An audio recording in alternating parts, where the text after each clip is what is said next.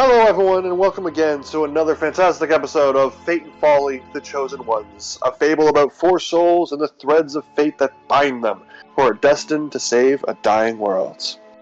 Well, the cast introduce themselves. Hey, I'm 2J's playing Tank, the Kobold Alchemist Artificer. Hello, I'm Orphanage Arsonist, and I am playing Violin Rockman, the Intelligence Sorcerer Fighter. I am Winter, and I am playing Linnea, the Succubus Bard Charisma Caster. I am Block, and I am playing Agavol Gariax, the Illrigger / Barbarian. Half. And I am Diddy, your DM. So, last time, a little recap. We started off in the grove of the Father of the Forest, where Violin went and had a secret conversation with him, excluding everyone else in the party. Violin also then gave or bestowed upon Tank the Horn of Heroes. You decided to head to Culloden via airships. You built a net for the Father of the Forest to be carried. And upon approach to Culloden, a giant blight dome was created around the city and then lashed out at the Father and your airship. You crashed, but the airship can be repaired. On walking through the blighted forest to the city, you came across a campsite with an old lady named Grimhilde, who was creating a feast for her guests and wanted you guys to join. But you discovered that it was an illusion, and the guests were being held against their will. So you kind of basically held Grimhilde with a hold person spell, and tried to swing at her head with your sword, but she vanished. The guests were released and then told to go hide in the crashed airship for the time being until you can return and whisk them away somewhere safer. You managed to make it to Culloden and found that it was actually inhabited by the undead. There were guards out front, and when Agathor approached them, they seemed welcoming to him and the Father and Violin, but not the rest of you. So you had to convince them that you actually did die in the past, and they believed you. However, you didn't look like you died, so you did some makeup shit, and Linnea and Tank disguised themselves as zombies. It would last it wasn't makeup, it was spells. So it would last an hour, so you had to travel through the city with that 1 hour time limit. On your way, Agathor didn't purchase. He just kind of took some casks of oil from a shop, because there is no trade or barter system in this city, apparently. Violin probed the minds of the various zombies and found that they actually were happy here and loved their lady, as they called her, but they have no memories of their past lives, and there's some kind of dark entity shrouding part of their minds. Tank did find a magic shop where he found a unicorn horn and griffin feather, which is going to keep for possible later usage in some manner. Linnea went to the magic shop as well and found we didn't decipher it at the time, but Linnea, you would have noticed that there was a kind of a very deep, dark green tinge to this dragon egg. When Tank touched the dragon egg, however, it seemed to kind of erupt with life. Being cared for by Linnea, but seems to have been bonded with some capacity to Tank as well. You guys came across the keep at the back of the town, and found that it was surrounded by a 30-foot acid moat, and there was no drawbridge of any kind. That's when Agathor decided to try to jump across and completely fell into the acid, and then swam across because he only was taking half damage. Violin, using his psychedelic powers, threw Tank across the moat, and that's when you guys all noticed Pestilence atop the keep, and next to her a zombie-formed Lindy Sue Coup. So I'll remind you right now, you guys are in a kind of a big courtyard. The keep is in the center of this big 30-foot moat. You currently are 30 feet apart from each other, so Agathor and Tank, you guys are close to the keep, 30 feet below where the Pestilence is standing. Whereas Violin, Linnea, and the Father are on the other side of the moat, 30 feet away. And there is various large streets, kind of like you're at the center of a compass, and there's a street going north, east, west, south. You guys were coming from the south street, I was saying, heading north. This courtyard and everywhere is filled with this kind of fog, but it's cleared a little bit more around the acid moat. and are zombies and skeletons kind of shuffling about, going about their day as this is happening. So we're picking up basically right there.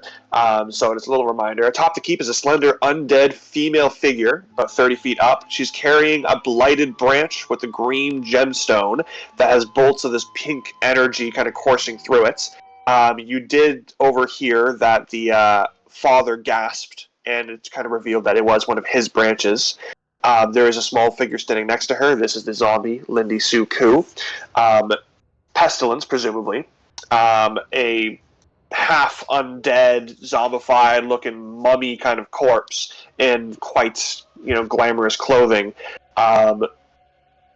Basically says unto you, "Who dares enter my domain?" And she waves her big staff above her head, and that same blight dome that you guys had been attacked by on the city, it begins to form now around the city once again. So you guys are trapped within Culloden with the undead and pestilence. Water. Where's music? Sorry. Before anything pops off, can I drink my potion of resilience? Yeah, that's fine. Go ahead. Well, Okay. Thank you. I stated last time, right before we ended, or right after, I don't fully remember. But while they're chug-a-lugging, place seal, teleport, swing. How dare you touch Lindy Suku? Agathor is not speaking a word. It is seal placement, teleport, slash. Okay. All in order. Roll me an attack then.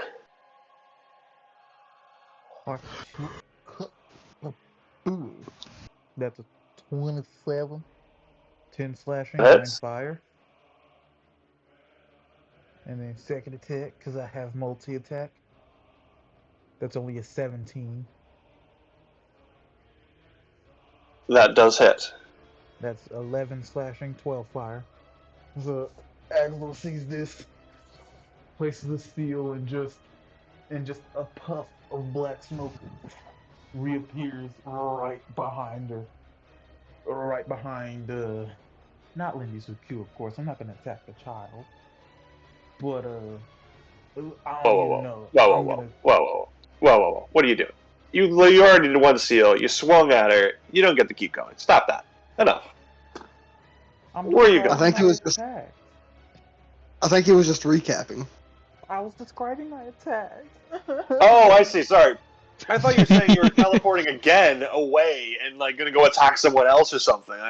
No, I have 2 attacks. I was just describing my attacks because all I have right now is bonk bonk with flame sword.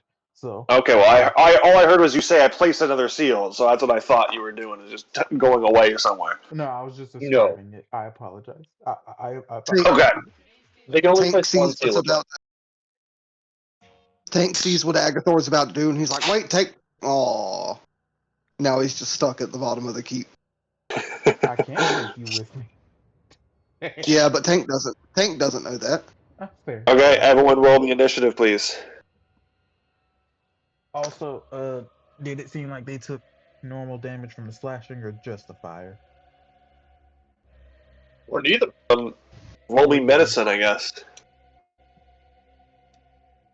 Medicine plus I'm really- 2. That's 7. A 7? That's 7. Yep. It's well, it doesn't bleed, but you're hitting it. You're taking chunks. You're doing damage. You think that this is working. High key sad I didn't get to say what I wanted to say. What did you want to say? Say it now. The moment's passed. Only for a moment, then the moment's. All right, what's everyone's initiatives? I got a gentleman's 20. 18.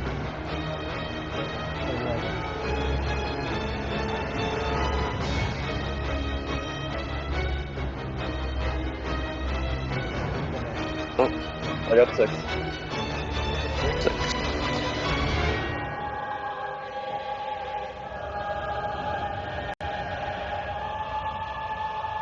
1 second. I'm just rewriting it so I have it in order.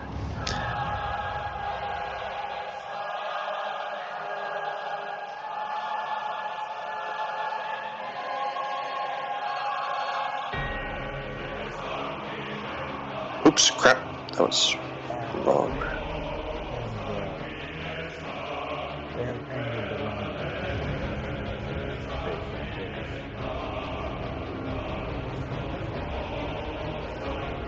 How far is the keep from the edge of the moat that we're at?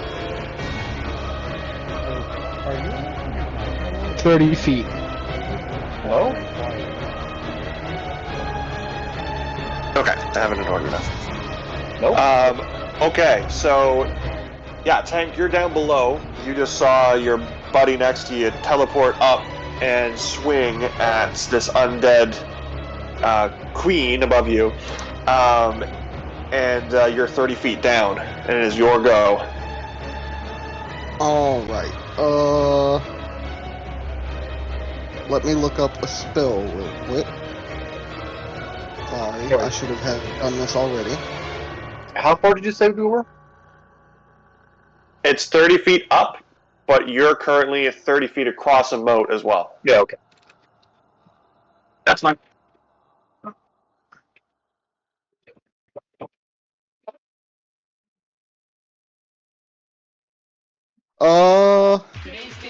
Alright, I'm gonna need a rules question here. The spell Vortex Warp says that you magically twist space around another creature you can see within range. The target must succeed or can choose to fail to be blah blah blah. Can I target myself with this spell?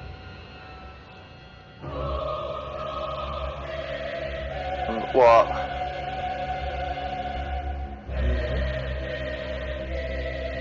Yes. No. You're not the why not? DM. Okay. Maybe I don't need to do that just yet. Do I have line of sight on Pestilence from where I am? yeah, she's like directly above you. You can kind of see, she's. Yeah, you have line of sight. You can see her. I am just gonna take a couple of pop shots with my crossbow for right now, the fancy one, which would technically be 4 shots because this is the revolving crossbow, and I have 2 attacks. So the first 2,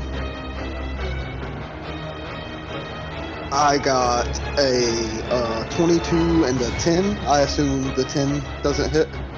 The 10 does not hit. D8 plus 5.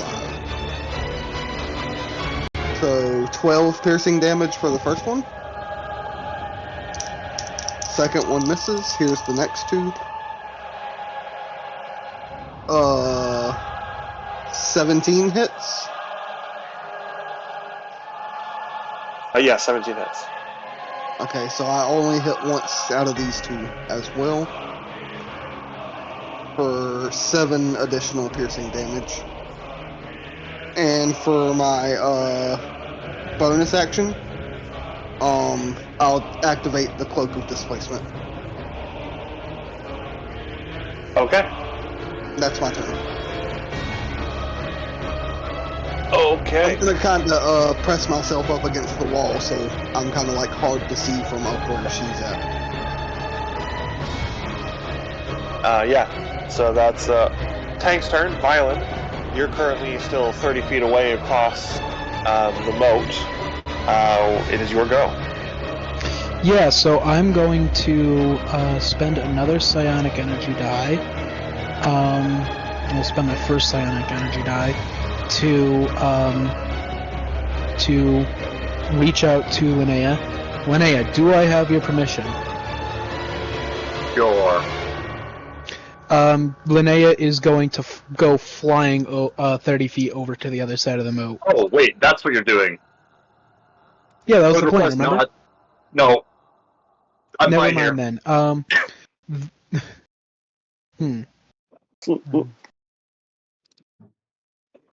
Can you throw yourself across? I can throw myself across, but I don't want to be there. I'm squishy. Tank did Father, say would you like something. to go get your stick back? I don't know if I'm a little big. I don't think you can throw me across this thing. Nonsense. I'm gonna slap him on the ass and he's gonna go flying. Can you? He's designated as huge.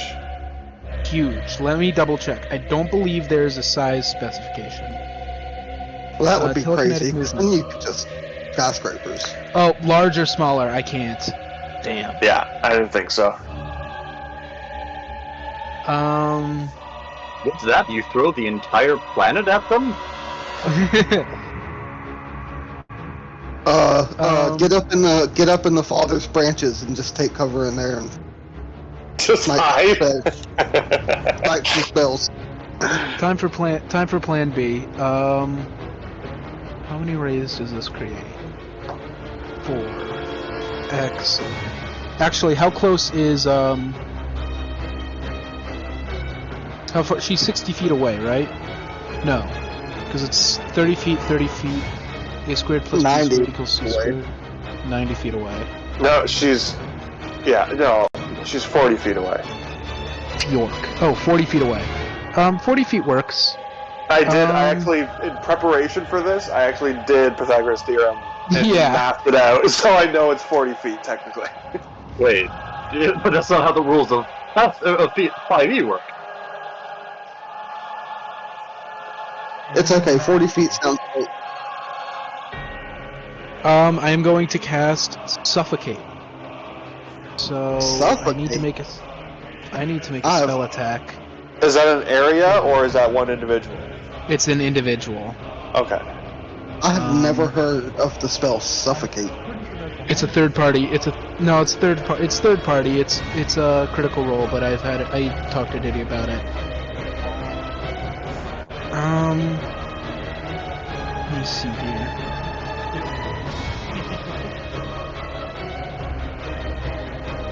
Heightened spell. Does heightened spell do what I think it does? No, it doesn't. Damn. Okay. I'm gonna miss with my first suffocate, because that's only a 10. But I'm gonna actions. Oh no, wait, I can't cast 2 level spells in a turn. Can't you, if it's a single Only spell, you use it can't as- you one spell? Yeah, but I can't leveled target the same spells- target twice. I'm pretty sure the leveled spell is only if you're casting with a bonus action. Bonus action? What's the ruling, Diddy? I'm sorry, there was just, you're asking if you can cast a spell, action surge, and cast another spell? Yes, both leveled. As long as it's not higher level than the one you cast first. It won't be. In that I don't know why case- that has to be particular. It just made that difficult. Yeah. In that case, I'm gonna cast Suffocate again.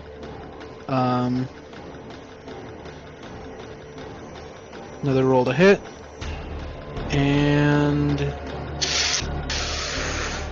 probably not. 15? Nope. Didn't think so. In that case... I got nothing. Okay. It's legendary action time. That's the end of your turn, I'm guessing, right? Yeah. Okay. So after taking a few hits and not even realizing that Violin's actually attempting to attack her, Pestilence kind of has this, well, you notice, Agathor, because you're right next to her. She gets this smirk, this little grin, and she was like looking down, blood, well, I guess clotted blood oozing out of these various wounds you cut into her, and she kind of looks up at you and smiles, and then takes her staff and slams it to the ground next to you.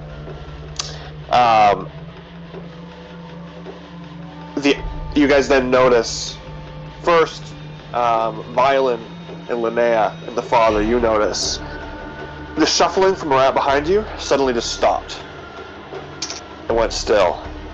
And you turn and you look out into the fog, and you can see that these once bustling streets of zombies and skeletons are all now stock still, staring at you like the army of the dead from Game of Thrones. and they start slowly shuffling towards you. You are now surrounded on all sides between a mass of undead and a 30-foot moat of acid. Agathor and Violet, I need you two to make me a wisdom saving throw. That's a 14. 16. Okay. Violet and Agathor, I now need you two to leave the chat. Oh no. Well, I mean, let me explain before you fucking disappear so quickly. I mean, you just said leave the chat. Also, Well, I'm gonna have you to need to just stay in. pick off. Yeah, you need to stay in so you can keep the thing going. Just keep an eye on the chat. I'll let you guys know when I need you to pop your head back in. Okay? Oh, Alright, Jazel and Naya, I'm going to leave it to you guys. When I start trying to talk to the other ones, just send a message to let them know to come back. One at a time, whoever it is I need. Alright, they're gone though. So, Jazel and Linnea, the new rules are, when I ask them to come back in, you have to remain quiet. You cannot tell them anything that's been going on. Whatever I say is gospel. Alright? And you have to go with it and just stay silent. But in the meantime, you can do whatever the hell you want. Okay, speaking of which, it is now the father's turn after that. So the father is going to look to you, Linnea, and Violet, and he's going to say, what would you like me to do? Do you want me to take care of the individuals coming towards us in the crowd, or do you want me to help with getting you across the moat? What do you say? What do you say? I changed my mind about wanting to be here. Can you make me over there? Oh, I can work on it, absolutely. And the father of the forest crouches down and puts his hand next to the shoreline, and you see these root-like tendrils seep from his fingers and into the cracks in the cobblestone. And then you see these branches begin to sprout and forming this twisted bridge across the moat of acid. However, he can only create 15 feet, so it's like a halfway bridge across. Alright, got it. Alright.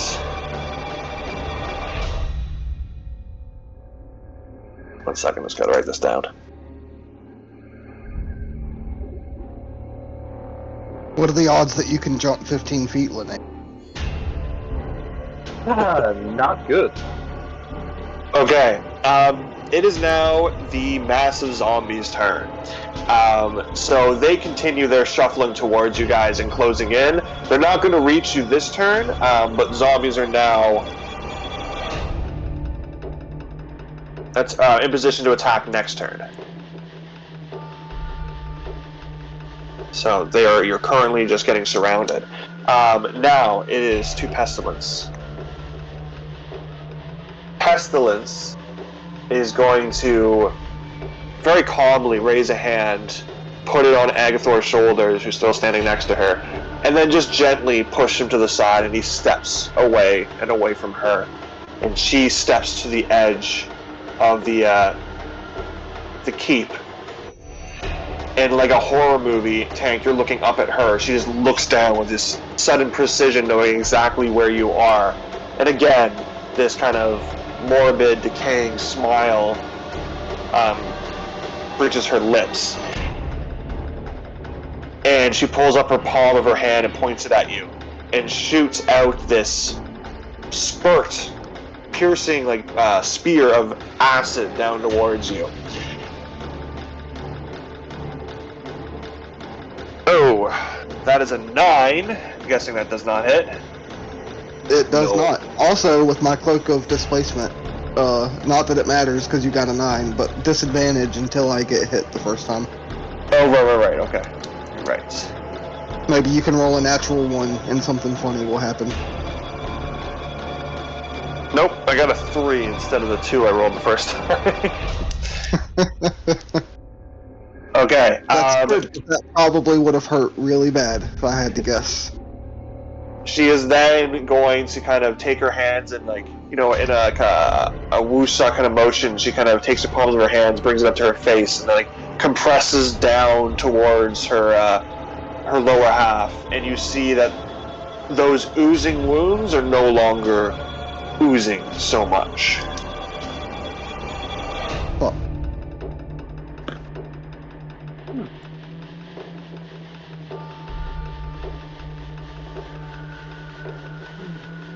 And I just gotta roll for that. Oh. That's good. That's a Okay, good that's noise to better. hear.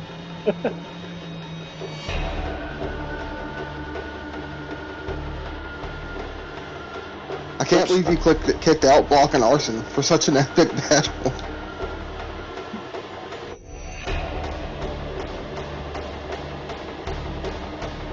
Okay. It is now. Alright, someone message Agathor's gotta come back. On it. Wait.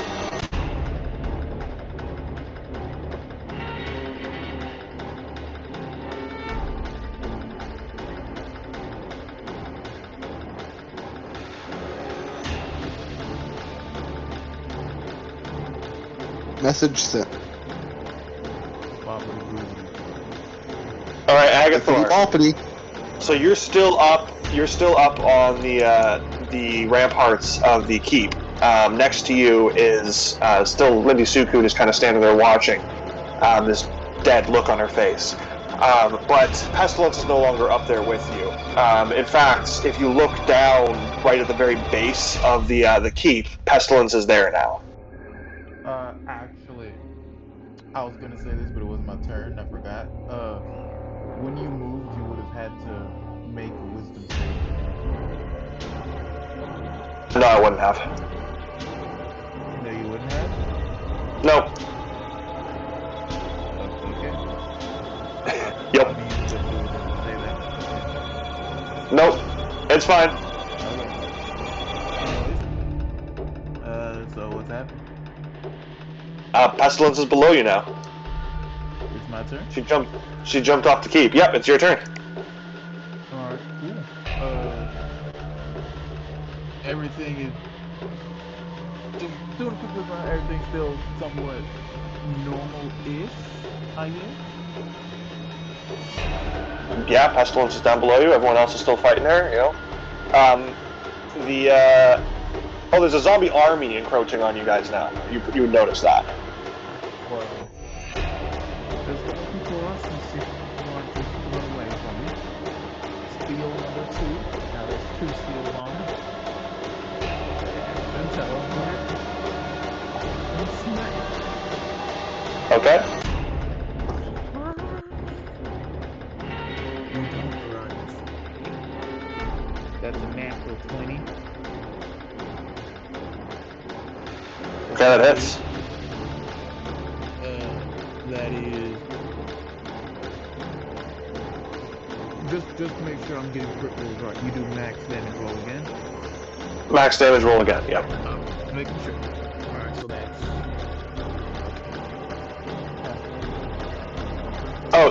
sorry. I forgot that you also have to roll a disadvantage against her this turn.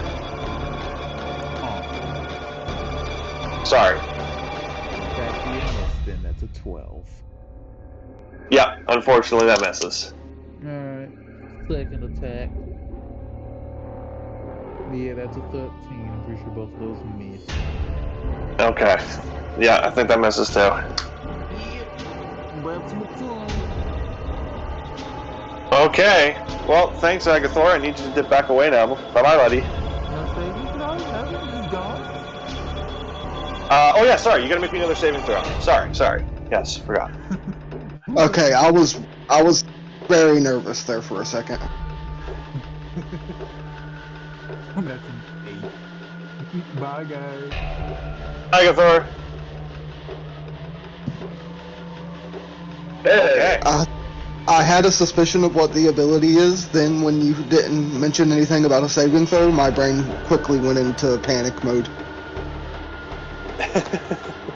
I was also very scared because I knew that I knew what was happening as soon as you said down below. And I don't like this one bit, Diddy. Just to have you know. It does make the combat very interesting, though, doesn't it? So who took the damage? Nobody, you missed. Nope. Oh, who was it? Okay. He tried to Linnea. attack me, but my cloak of displacement saved me from taking a shit ton of damage. Yeah, that would have been real bad. Linnea, it is your turn. Okay. So I'm going you to go- wouldn't know that Violin is about to be a dickhead. Yeah. Well. How close are the zombies? They're about, let's say, what's their movement speed? 20. They're 20 feet away. That way they can reach you next turn. Sorry, I didn't hear you. What was that? 20 feet away. Okay, so I'm going to move 30 feet down that walk. In fact, I will. Well, it's 15 feet bridge. Yeah. Okay. How? So if I were to attempt to jump, is this an athletics roll? Yep. All right. So as I'm going to cast Wand of Wonder. And I'm going to roll for that. Just to see if you get lucky enough for this to help. Yep. I got a 56. I cast Darkness. Okay. On yourself? No, on top of that tower where the girl, on pestilence, centered on pestilence, there is darkness. And then I'm going to try to jump the gap. I will roll an athletics check. I rolled an 8. I will mention that at minimum, my long jump is 10 feet. So I assume an 8 is not enough to cover the last 5 feet. It's not going to be enough, so you are going to take 3d10 acid damage. Fuck. Oh my god, that's so much. That's 14 acid damage. Okay, that's all things considered. I guess that's not terrible. Yeah, it could have been worse. I didn't roll very well. I rolled a 1. One of my rolls. So, Okay. But yeah, you can manage to swim the rest of the way across. Yep. In that case, that is my turn. Okay. I'll be right back. Okay. Let's see.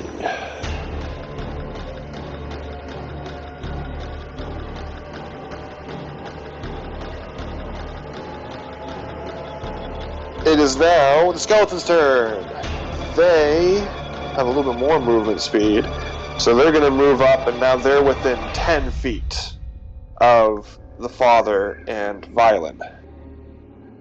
Boom, boom, boom.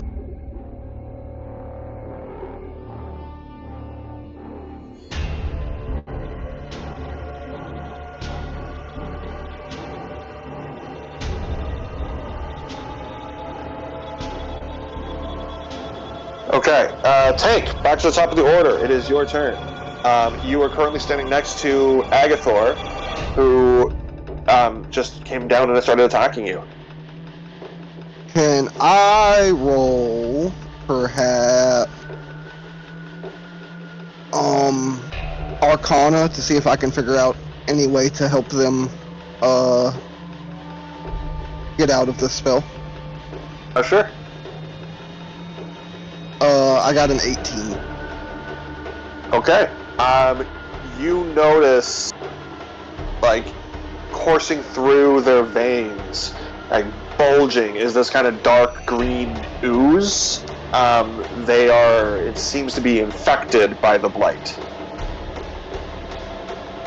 I'm back, sorry. I'll look to Linnea as a free action and say, they are infected by the blight.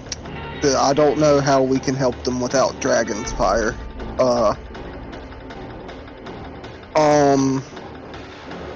what do I do? The pestilence is surrounded by darkness now, so I can't even target her.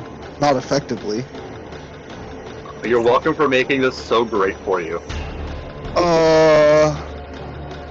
I am going to shoot my crossbow again. Actually, nope. I'm going to cast Firebolt on Agathor Okay.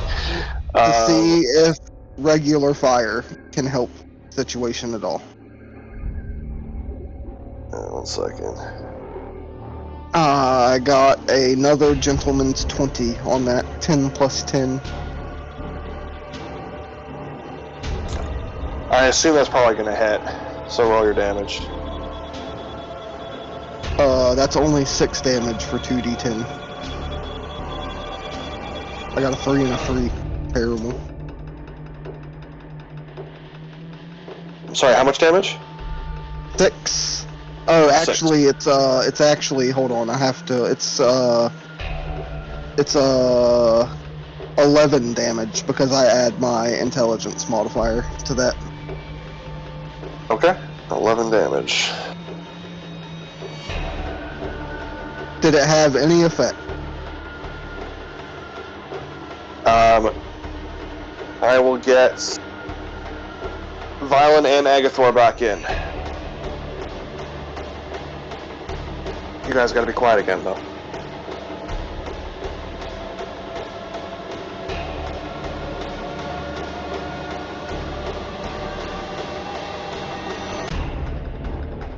Tank, is that the end of your turn, by the way?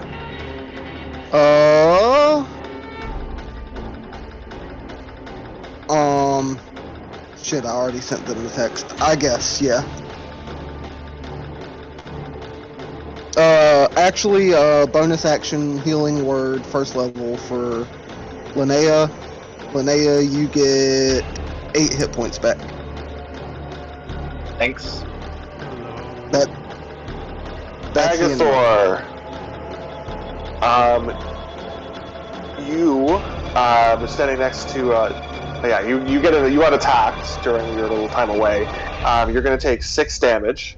I need you to now make me another saving throw.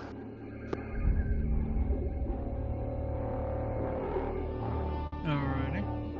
Took 6 damage. Another wisdom saving throw?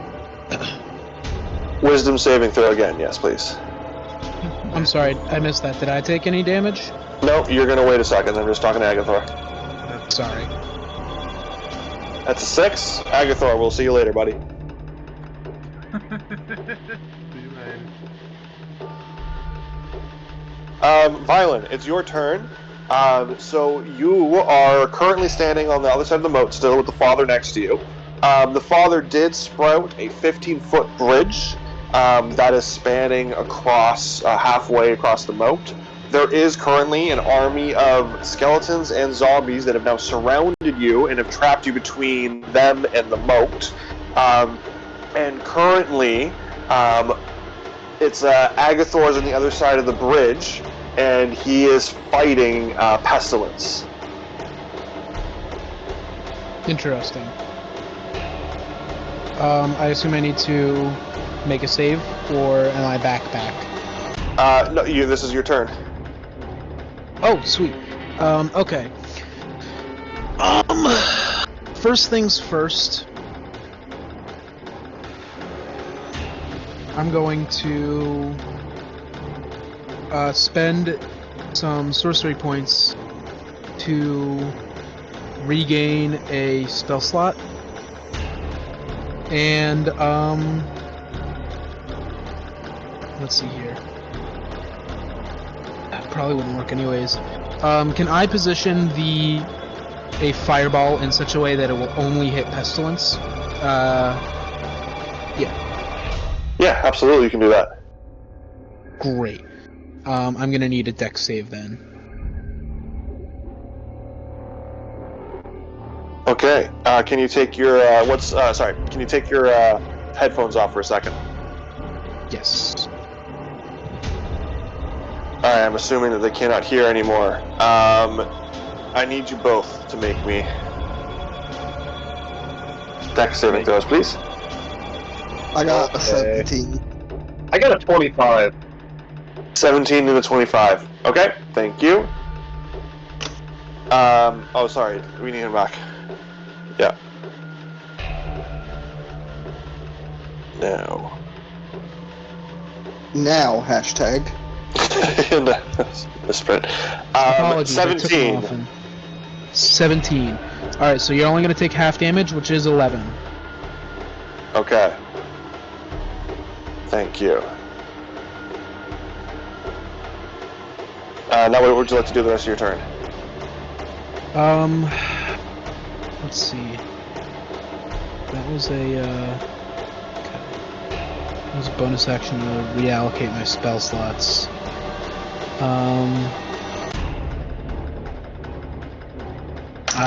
I got nothing, because if I move, I'm gonna take op attacks, aren't I? No, they are currently 10 feet away from you, the closest enemy. Oh, great. In that case, can I run over to the bridge? Yeah, you can run across. I mean, the bridge is only 15 feet across, and you're on the shoreline, so you have 15-foot movement speed. You can move to the end of the bridge. Yeah, you know what I mean. I'm gonna run to the end of the bridge, but I believe jumping is an action, so I can't do that. Okay, that's fine. Is it? I don't think that. I think it just costs movement. Is it just movement? I thought it was That's how both. I've always. That's how I've What's always. your? operated. Yeah, sorry. I think that's what we did before anyway. So yeah, roll me. If you want to jump, roll me acrobatics. I'm good at that. Not really. 11. Okay, you make it part way. So it's 15 feet. You made it, 7 feet. So you are going to take 3d10 acid damage. Yowza. It's okay. He has been bad at this part. That's 16 acid damage. That wasn't that bad. But you also feel your body kind of repairing itself as you're going across, so you actually only take half. Oh. So that doesn't that only just busts through the temp HP. That's Sick. much better. Wow. Okay. Awesome. Okay, is that the end of your turn then? You're across the moat? That is going to be the end of my turn, yeah. Okay, thank you, Violet. We'll have you step away now. Wait. Oh yeah, sorry, wisdom saving throw. You guys gotta remind me of that. It's a fail. It's only a 15. Okay, we'll see you later. Bye-bye.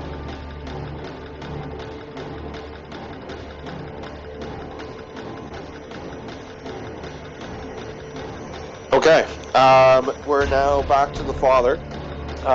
He's still across the moat. Sorry? I was just thinking out loud that these guys suck at whispers. They're intelligence based, or at least Violent is. So the father's still across on the other side of his bridge. He is going to use his turn to finish said bridge so that he can walk across like a normal person. So he is still going to remain on the other side, on the far side.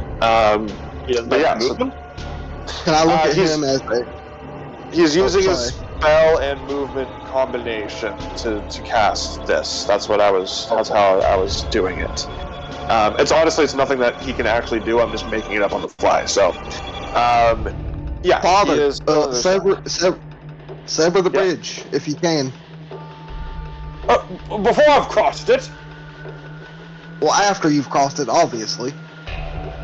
Oh, rightio. Well, I'll come across in game terms the next turn, and then I will sever the bridge. Okay. It is now the zombies' turn, who, unfortunately, I said we're within attacking range, so they're all going to charge at the father. The literal god, so... A literal god. Maybe he'll be okay. Rolls a nat 1, falls in the moat, and dies.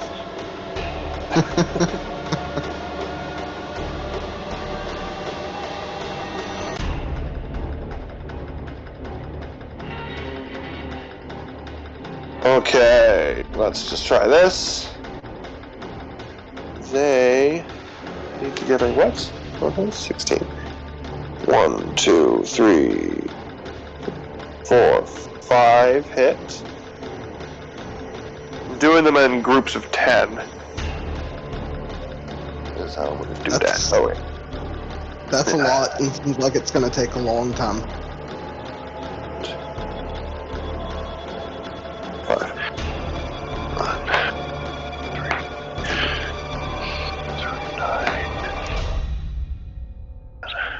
3, 9, 14. Okay, and so they come running up and start pounding at him, and 5 of them manage to actually do some damage and knock some of the bark away. The father takes 14 necrotic damage.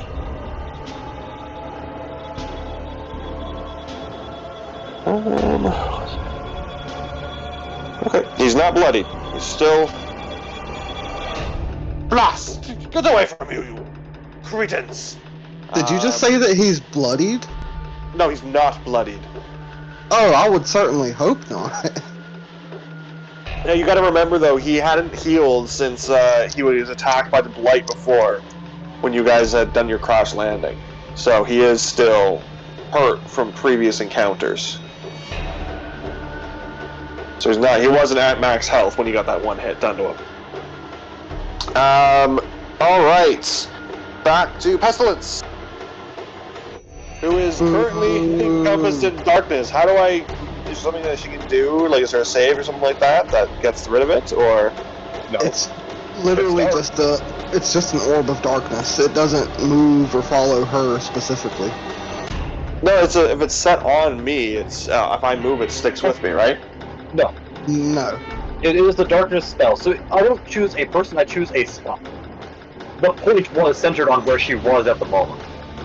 Oh, okay. I've always heard of a cast that can follow wherever you set it on. It's on a person. I mean, alright. I've heard some people get loose with the rules and they're like, I cast it on their shield. That way it follows. But technically, that's not how it's supposed to work.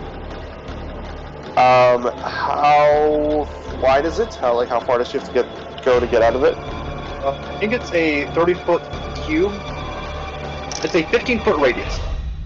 Okay, perfect. Alright, so yeah, she's going to walk out to the edge of it. And, she's gonna see... How far away is that? 30 feet? Perfect. No. It's like 40 feet, wasn't it?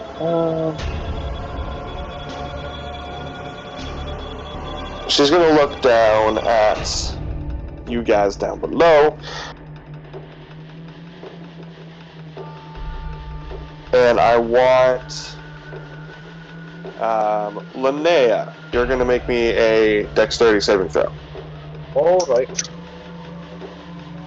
13. That's not enough. Nope. And so you take...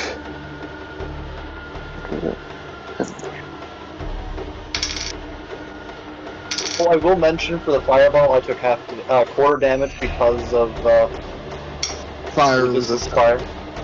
So I only took 5.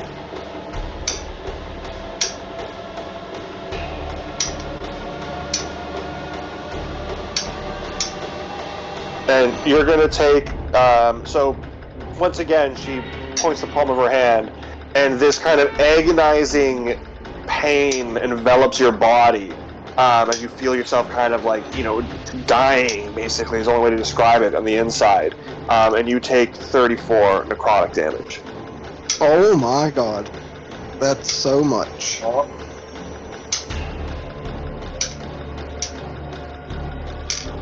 Alright. Spell that she cast? It was a spell she cast. Wait, do I not have counter? I don't have counter spell. Yeah. Okay, so 34? 34 necrotic. Okay, Agathor needs to come back. Alright, I've messaged. that's not the same thing as tagging. Well, they're supposed to be watching the chat. Oh, I also didn't tag him. There you go, 3 times the charm. Alright, Agathor.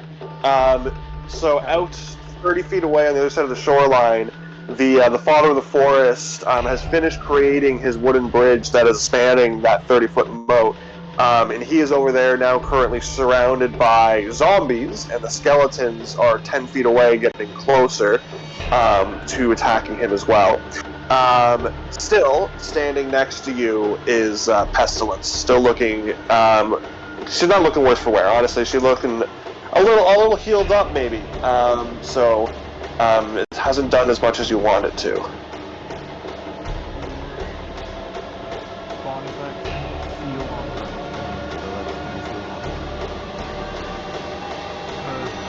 Still at disadvantage, I'm assuming. Yeah. Yep. Looking at, besides the tree man, my team, what's going on? They're looking okay. Your team? What does this look like from my perspective? Like, is it really I'm blinking and then all of this stuff is changing? Is that what's happening? Yeah, you see Pestilence in front of you. You see that Violin has run across that bridge, and he's coming to your aid. The father of the forest is surrounded by all the zombies, and your friends are there right next to you, attacking Pestilence as well. You don't know how they all got to the ground and why you're all down there, but that's how it is. You're all down there now.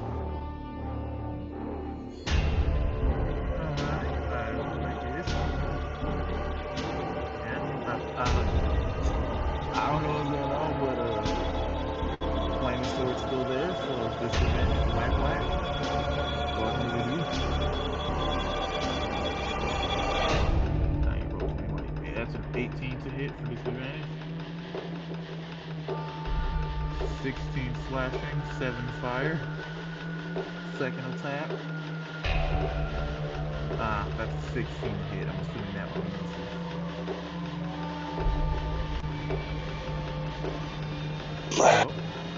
Sorry, 1 second, I'm just looking at the AC again. Sorry, what was your first hit? 18. That hits, yeah. And then so that'd be 16 slashing, 7 fire, and the next hit was 16. No, the second one doesn't hit. Alright. AC 17 confirmed. Also, now that she's been hit, and I can say, if she attempts to move out of, she is now marked for death.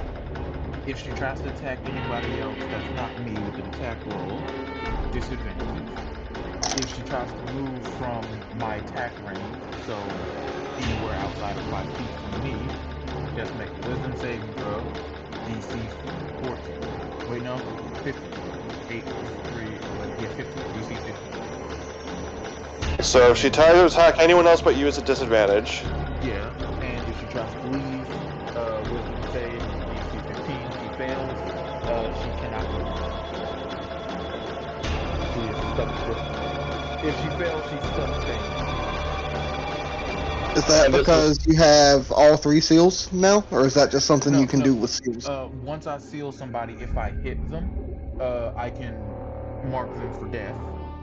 And if I do that, then all of that stuff happens. I just forgot. I forgot to state it last time I hit them, so I can activate it. But yeah. Wait, why are you putting multiple seals on a person? Huh? Why are you putting multiple seals on a person? Because he can use it later to inflict extra damage. But there's probably other shenanigans. Yeah, and to be honest, I might not use them purely for the fact of I'm pretty sure they're immune or heal from necrotic damage, and my seals do necrotic damage. So,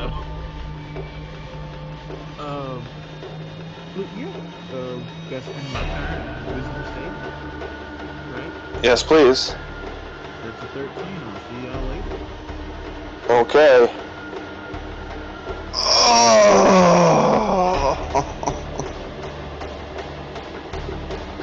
I'll let you guys know that the DC for that wisdom save is dropping each time, but he hasn't beaten it. Alright, well, I'm gonna let you know. I'm gonna make it easier. if I survive. Okay, it is now back to Linnea. Your turn. Alright, so I'm gonna use my action to use Counter Charm! Actually, you know what? Let me double check something.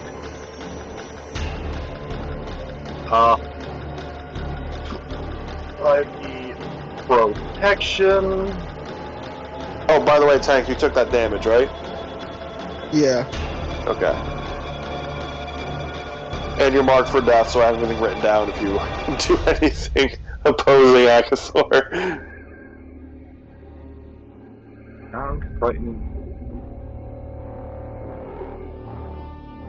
Okay, so I am going to cast Protection from Evil and Good on Agathor. Okay. Alright. Very nice. Very nice. I like that. What does that do? So he has protection from aberrations, celestials, elementals, fae, fiends, and undead. Attacks from those types against him have disadvantage. He also can't be charmed, frightened, or possessed by them. And if they're already charmed, frightened, or possessed, they have advantage on any new saving throws against the effect. Okay. Alright, I love that. Perfect. That sounds exactly what that's supposed to do. Agathor, come on back, buddy.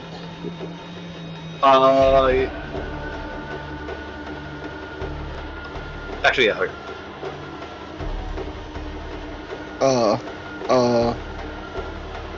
A Okay. message. I see it. Yep, I see it. Agathor, make me a wisdom saving throw at advantage, please. Alright, do I take damage? Or did I take What? damage? No, no Don't damage. ask Just make me a wisdom saving throw at advantage. 16.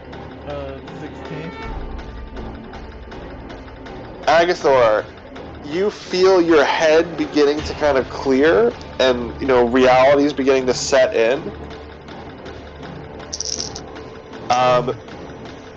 You are standing amongst your friends. Next to you, or coming across the bridge, is Violet. Linnea is there as well. But standing next to you, where Pestilence was, is a beaten and battered tank. In fact, if you look up, Pestilence is still at the very top of the keep.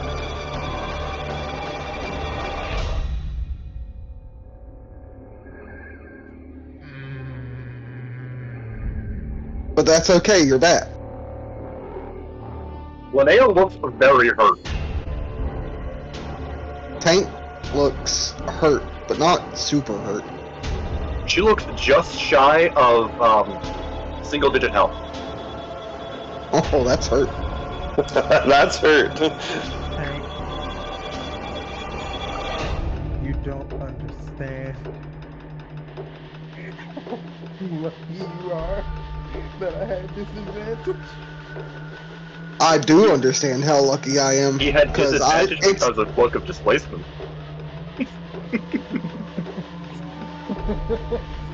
when you rolled that nat 20, I texted Diddy immediately and I was like, Cloak of Displacement! Okay, don't worry. You're on your turn anymore, Agathor. You're just coming to this realization and you're feeling horror right now. But Linnea, it's still your go. So Agathor has been saved. I'm guessing the mark for death thing no longer applies to Tank. It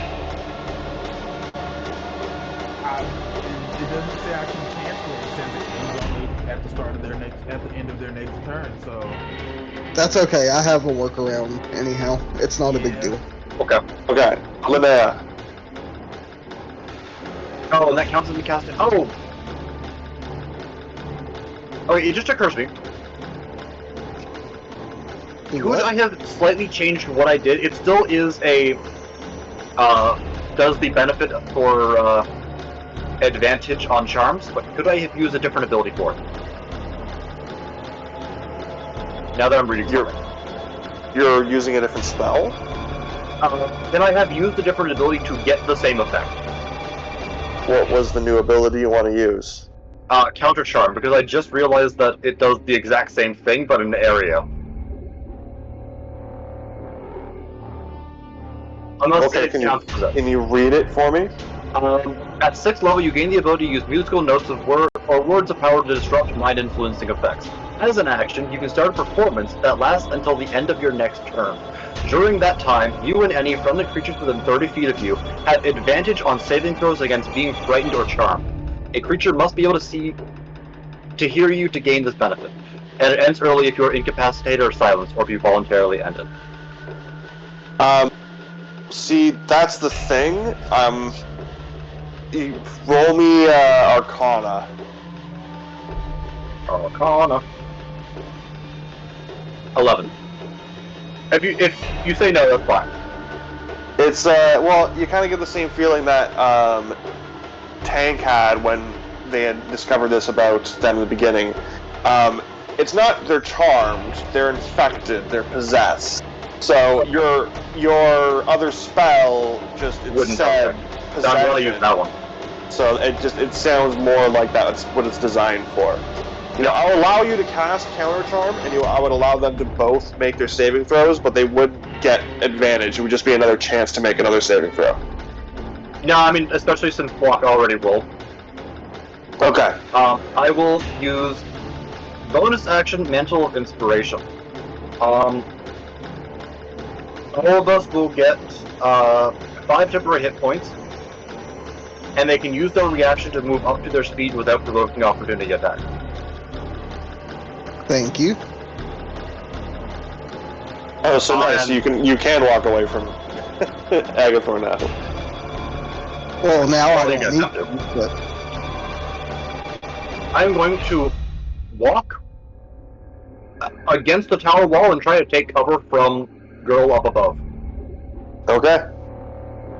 Alrighty. To the Skelly's turns. They are going to also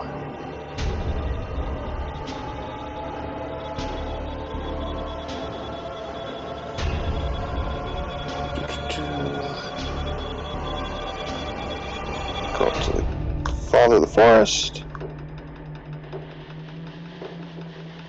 1, 2, 3. That's it? Oh, that sucks.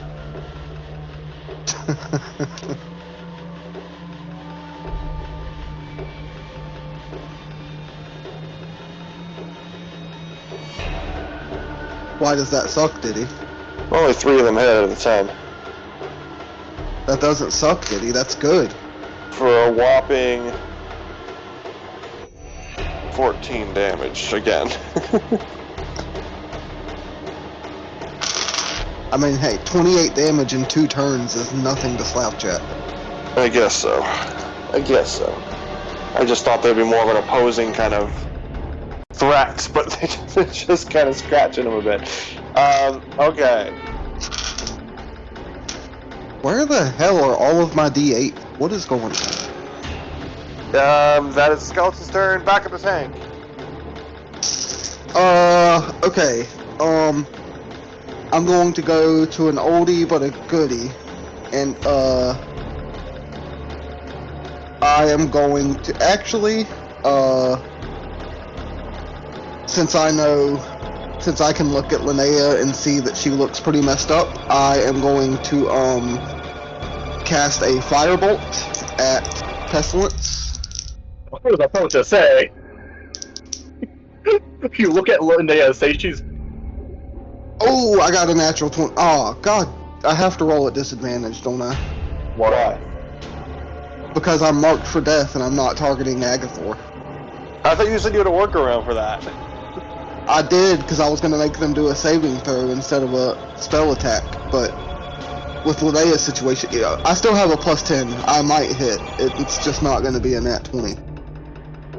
Okay. Yeah, I would have to be disadvantaged with that. With disadvantage, it's still a 19. Okay, you hit. 10. And that's still 2d10 plus 5 fire damage. Where did my d10s go? Wait, this is a fireball? Firebolt. Bolts. 5 and 9, 14 plus 5, 19 fire damage. Wow, well done. And as a bonus action, I will look to Linnea and cast a 2nd level healing word. Hell yeah. Hell yeah. 4 and 4 is 8 plus 5 is 13 hit points. I rolled double 4s and it's still only 13, but that's the best healing I can do. 25 healing. Or 25 health. And I mean, since I guess I can do it, I'll use my reaction to also press myself up against the wall to kind of be a more difficult target. Okay. Okay.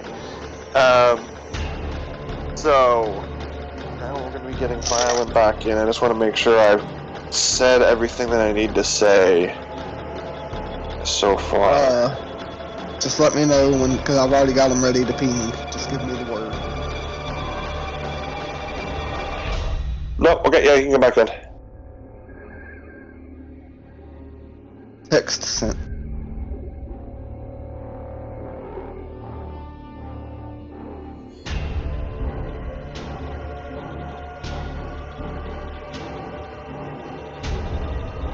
Spam initiated.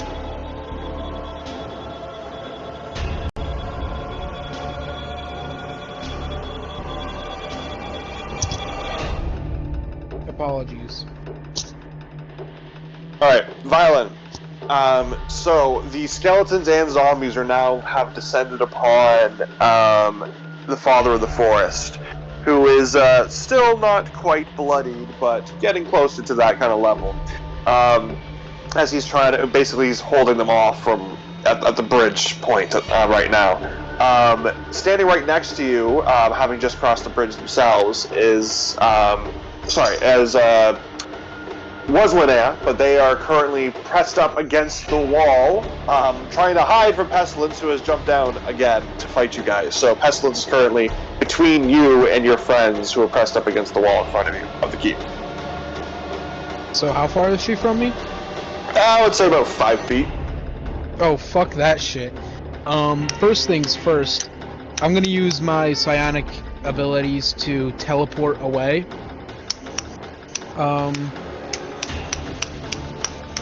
Fuck it, let's say I teleport on top of the keep where she was. Because it's 30 feet up, right? Yep. Yeah, I've got 30 feet of teleportation, so that works. I will let you know, directly above you, there is currently an orb of darkness. Linnea, is that still there? Yes. Actually, I think. Let me double check something. Yeah, because if you have to concentrate on it, then it's gone. No, that is gone. I rolled a 13 on the Okay. Constitution saving throw. Never mind. So yeah, you're whoever's clapping, by the way, can we stop? I appreciate the applause, but while I'm talking.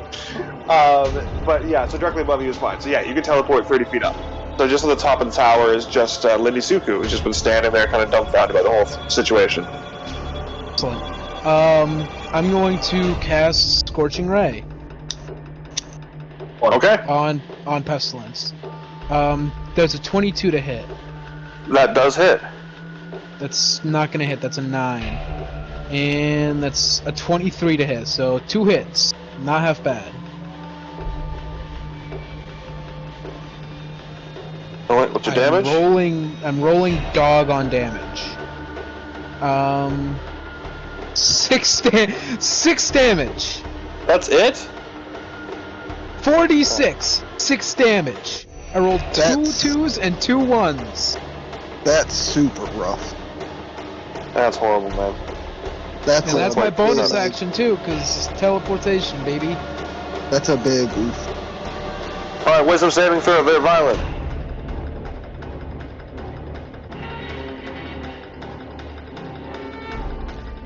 $16. I'm gonna go get a slice of cake and eat it, and then I'll be back. Bye, Violent. Bye. That wasn't enough? No.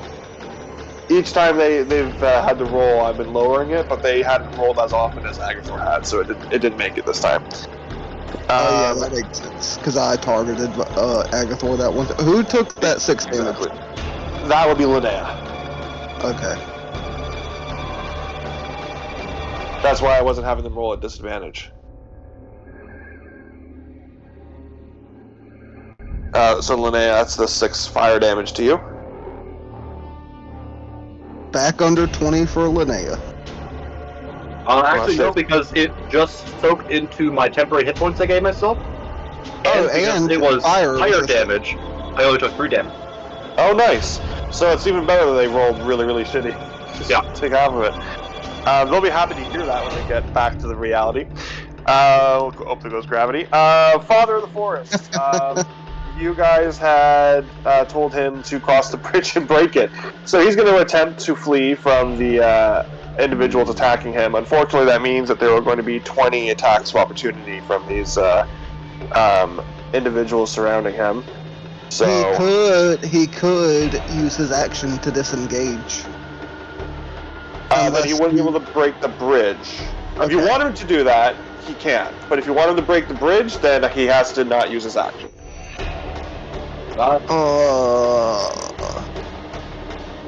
I think it's better for him to disengage for now. But yeah, okay, that's 2 votes for disengage. Okay, so he will use his action to disengage, and he'll run across the bridge. He is now on the other side, waiting to break the bridge on his next turn. He is a spellcaster, correct? He can cast spells as being a god. Does he have Healing Word? He has the ability to... Honestly, he doesn't have a lot. I'm going based off of a treant stat block. He is still weak, though, from having been blighted for so long, so he hasn't gotten full access. This ability to grow a bridge is kind of still... That's newer to him as well. Okay, that's fair. He hasn't unlocked his healing. In fact, he is still hurt from when you guys beat the shit out of him before. I got you. He's just gonna smash the bridge is his plan when he gets across. But yeah, he'll wait there to do that next turn.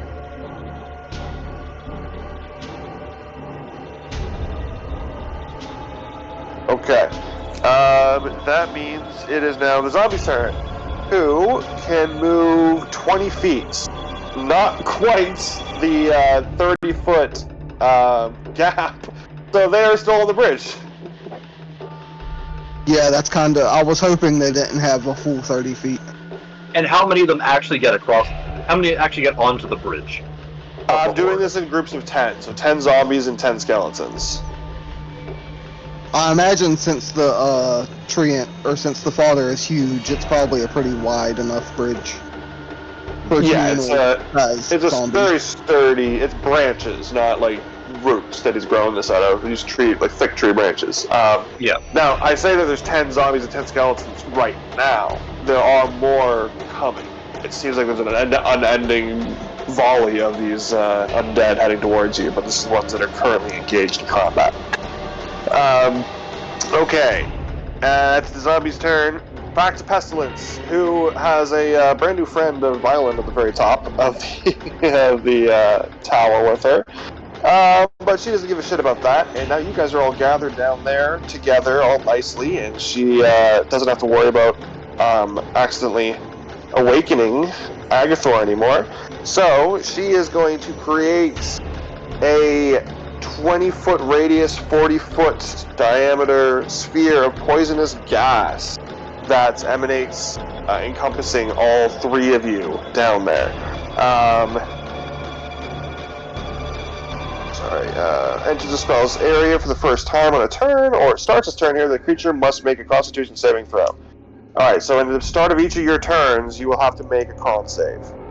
So that is Tank, that is Agathor, and Linnea. What is my con save? Why doesn't it tell me what my saving DC is? It should be the same as any of the other spell. It's all 1 DC. I don't think I've done one where I had to have you make a saving throw yet. You've had them roll saving throws from the very beginning of this fight. Here it is. I just saw it here. No, that is a different saving throw. That is homebrew. This is based off a character sheet that I have, but I see what the the DC is here. Okay. So that'll be the start of your turns. And that is the end of Pestilence's turn. In fact, she's actually going to wander over and just stand next to Violet. You know, put her hand on his shoulder, and look down at you guys once again. Big ol' half-eaten, half-disintegrated smile. She still has one of you, bitches. All right, Agathor, your turn. Make me a Constitution saving throw. Agathor! Oh, okay. You save. Let me see if there's a half damage thing. Yep. Okay.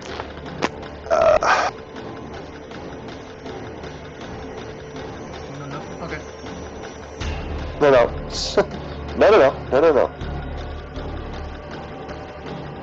You are going to take half damage. That's 9 poison damage. 9 poison? Yeah.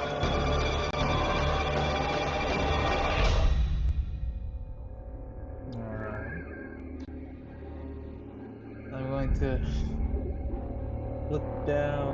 I'm back just to say shout out to Champagne Cupcakes. Champagne. Gonna look down and think. Not singularly put my final seal on Pestilence. Reaction teleport.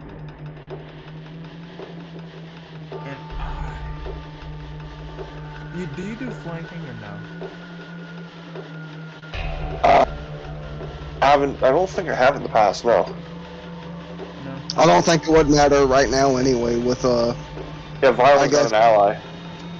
Violence still now. No, they're not. Definitely not an ally right now. I'll tell you that. They're not an ally to which one is it? I don't know who they're. They're not an ally to that race. Anyways, I'm bringing down destruction. That's 17 to hit. That hits. And that's 13 slashing, 10 fire. Okay. And I am going just because I want to check.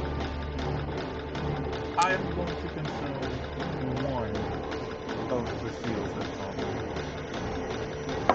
That would be 8 necrotic. Do they damage or do they heal?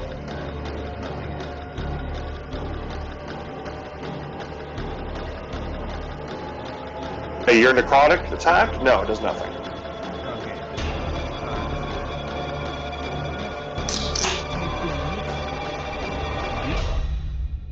Boop. No, that'd be 4. Nice. Alright, and then second attack. That's only a 13 to hit, so it misses. It misses. Yeah. And that's the turn. I can't even move my other ones over to her because I can only do that if the enemy dies. Technically, could I dime real quick? Pass. Again.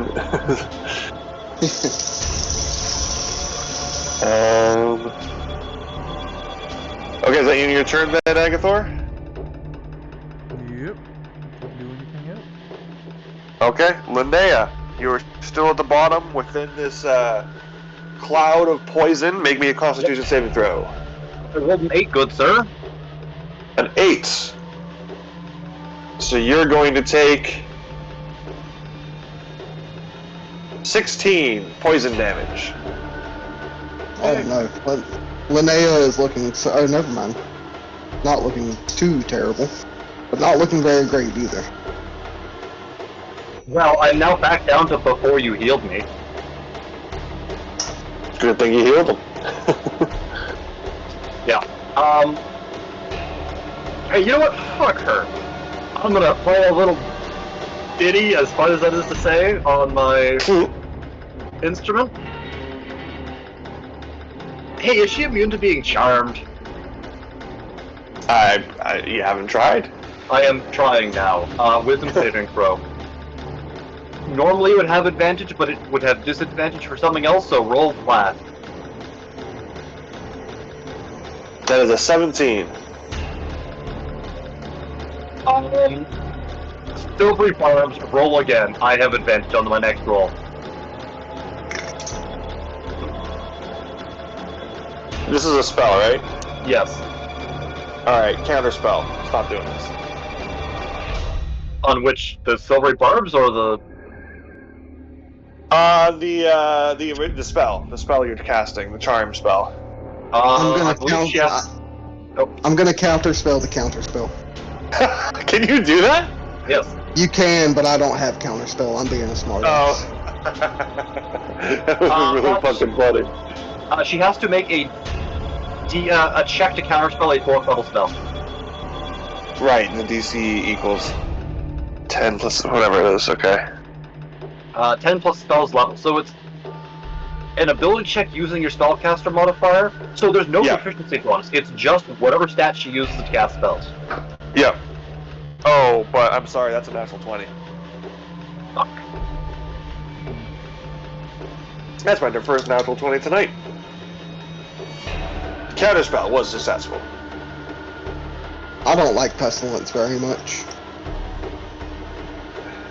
Hey, this was very important information. Now I know it's possible.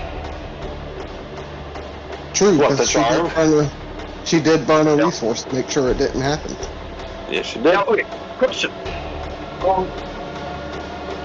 No, okay, it was still me casting the spell, and it just didn't go off. So I cannot cast a bonus action spell this turn. Damn. Well, I'm going to re-up my Mantle of Inspiration, so everybody refreshes that 5 temporary hit points, and can use their reaction to move. I'm also... How big is the poison cloud? That is a 20-foot radius. Alright, I move outside of its radius. Okay.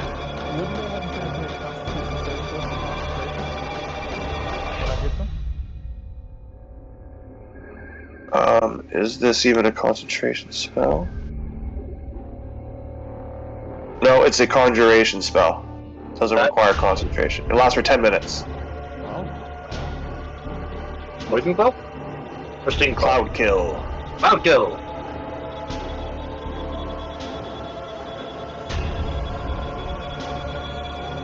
Okay. So that's Linnea. You're outside of the cloud. Alright, perfect. Now up to Yeah, the it is skeleton. absolutely concentration 10 minutes. Doesn't say anywhere here on concentration. Oh, is that what the C means there? Yes. Oh, I didn't see the C. Not very many AoE spells are non-concentration. So use concentration. And what save is this I'm supposed to do? It's Constitution saving throw, DC equal to 10 or half the damage.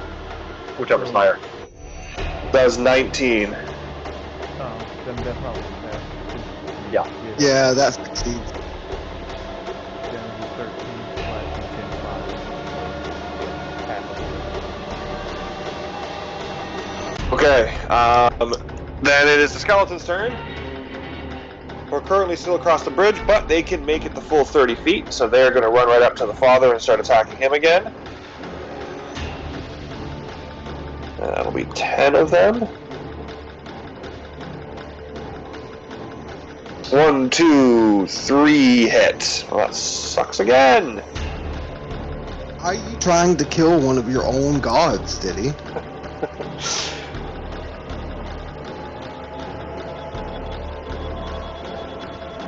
17 necrotic damage this time.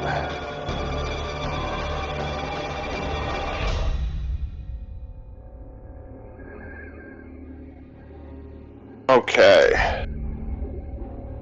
Yeah, the father is definitely looking worse for wear now. A little bit bloodied. Well, you know, the bark's kind of fallen off in places that it probably shouldn't be. All right, Tank, back to you at the top of the order. Make me a Constitution saving throw. Yep. I got a 15, but I am going to use my reaction to Flash of Genius and add 5 to that, so it is a... It's a what, sorry? It's a 20. Okay, yeah, you pass it, so you're going to take half.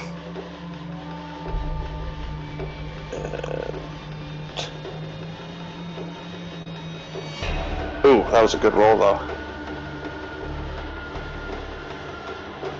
That's 13 poison damage. Already half? That's already halved. Okay. I presume you move out of the cloud, then. I will do that, yes. I will mention that you could have used a reaction to move out of the cloud.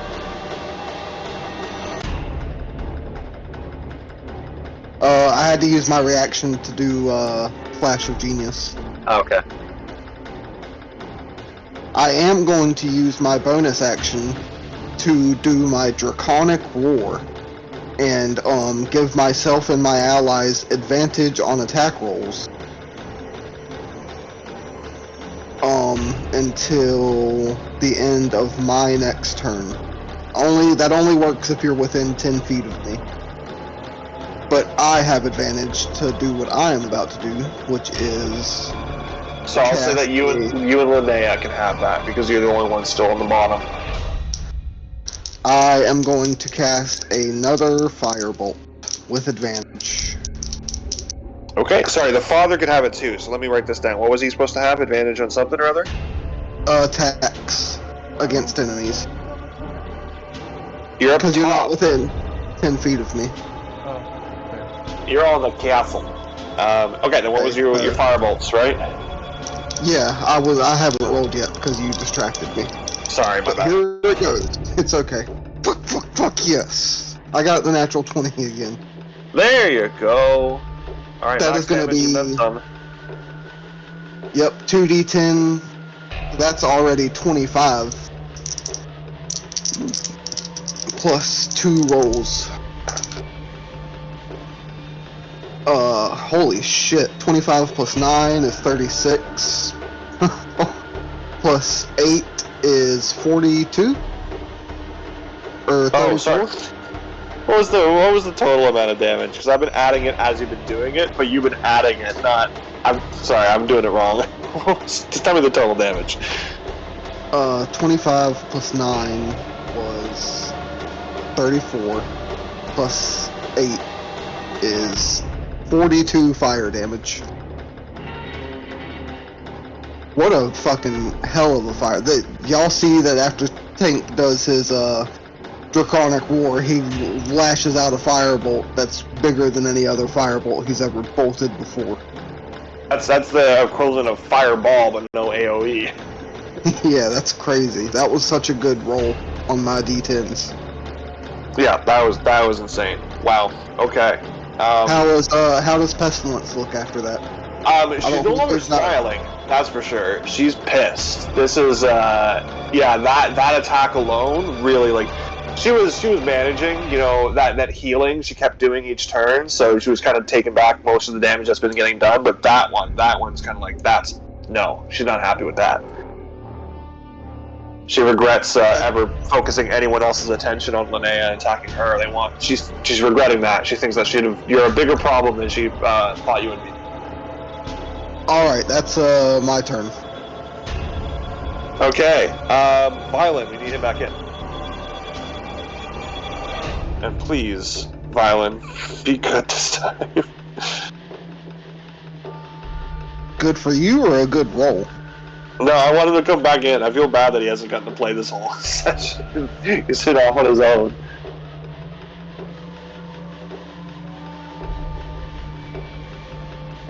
Like, I hope the payoff is good when he gets back and he's really annoyed that he's doing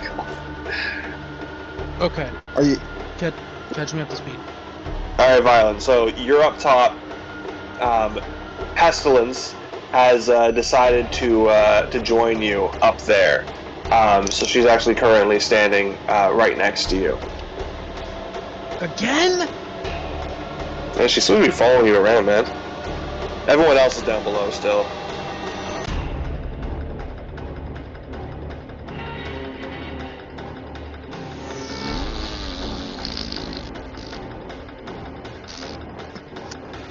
That sums it up pretty well. Yeah. What?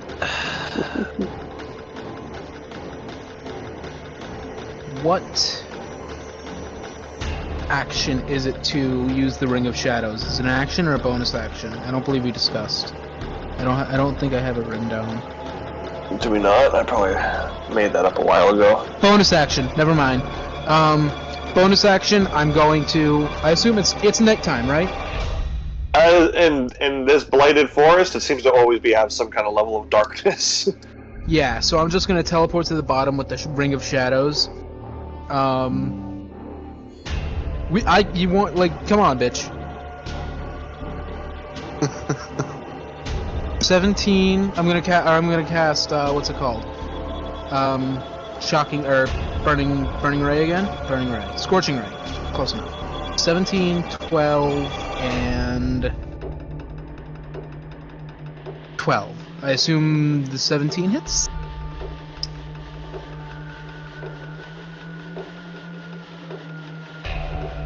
Did he? Sorry, you're gonna have to, for 1 second, you need to make me a Constitution saving throw first. Ah, okay. Apologies. 23. Okay. I don't think it's fair that we just. I think they did observe battles. I think they would have sunk. It's in their favor. Alright, you're going to take 14 poison damage. However, it'll be halved, because again, you feel your body fighting against it as if it's kind of resistant to it. So 7 poison damage. You now need to make me another wisdom saving throw.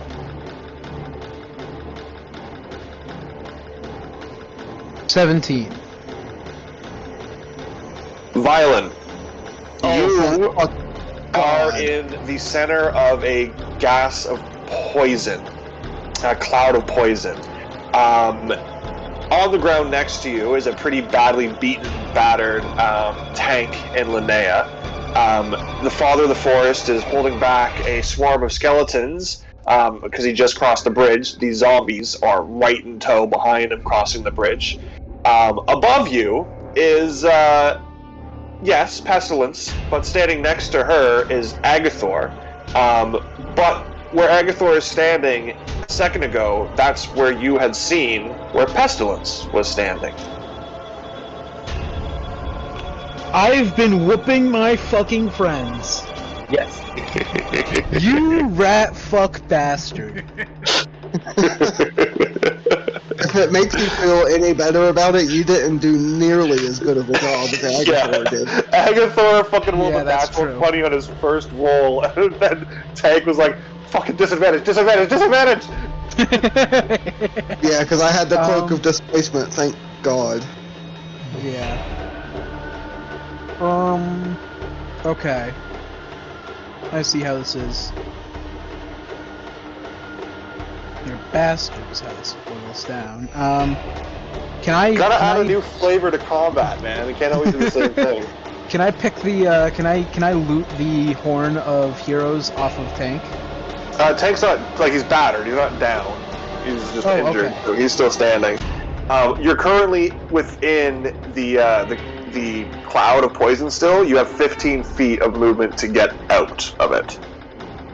If Yeah, you I'll move move within, if you move within 10 feet of me where I'm at, you will have advantage on attack rolls. I'm gonna do that then. Perfect, so you're with Linnea and Tank now. That's a lasting thing? I thought that was a one-time thing. It ends at the end of my next turn.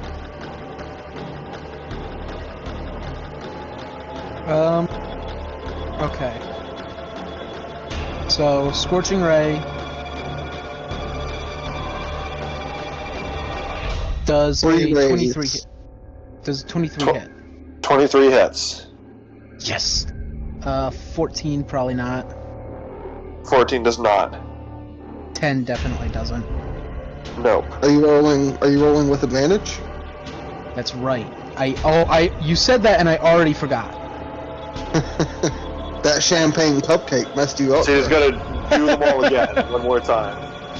Okay.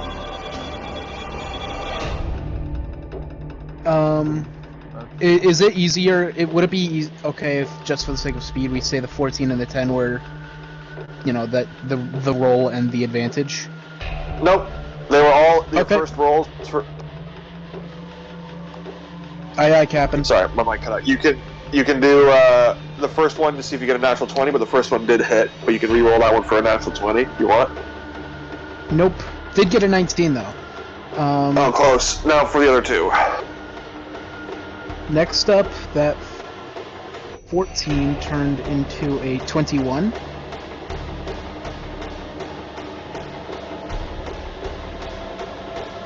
That hits. Yes! And the 10 turned into a 19. Tank, I'm gonna Nice. kiss you. It's okay, that's all 3 hits. Roll your damage.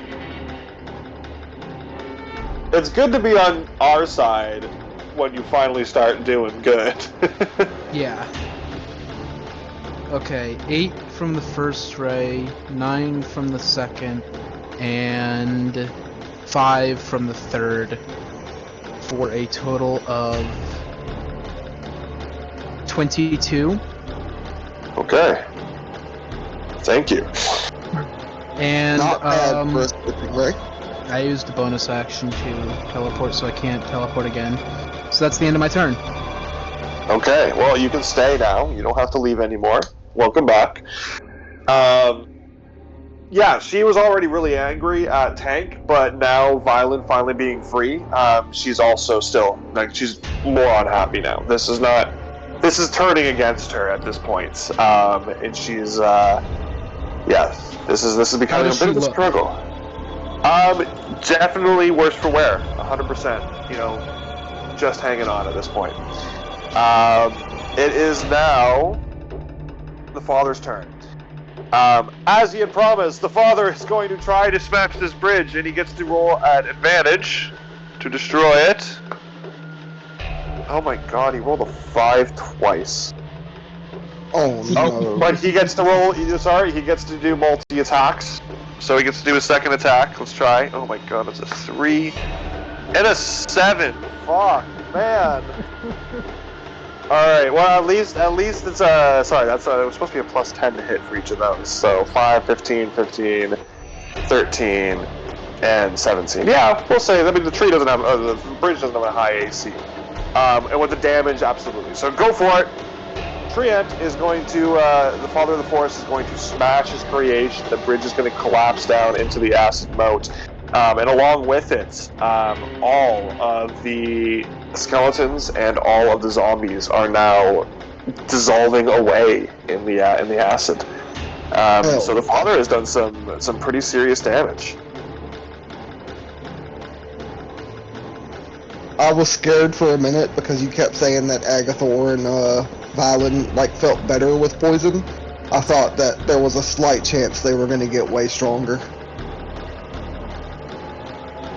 No, it's just that the blight within them was fighting back. Okay. Oh yeah, it's a double-edged sword. Now I'm a blight zombie, so I'm better, but I'm worse. It would be the zombies' turn, but they're currently dissolving. So they're gonna skip a turn. You know what? Honestly, they're done. They're pretty much done. Pestilence. Let's go, girl. What can we finish this with? I don't like. Unless they attack you, right? Yes, me, and they can't leave unless they make a test save. Alright, Agathor, make me a Constitution saving throw. As she glares, this death glare, and you see this kind of green and pink light kind of irradiate from her eyes. And I glare right back. 25. Okay.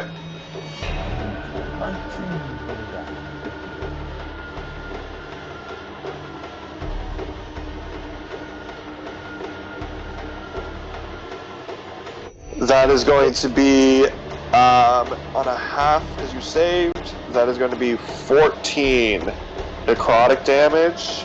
Wait, sorry.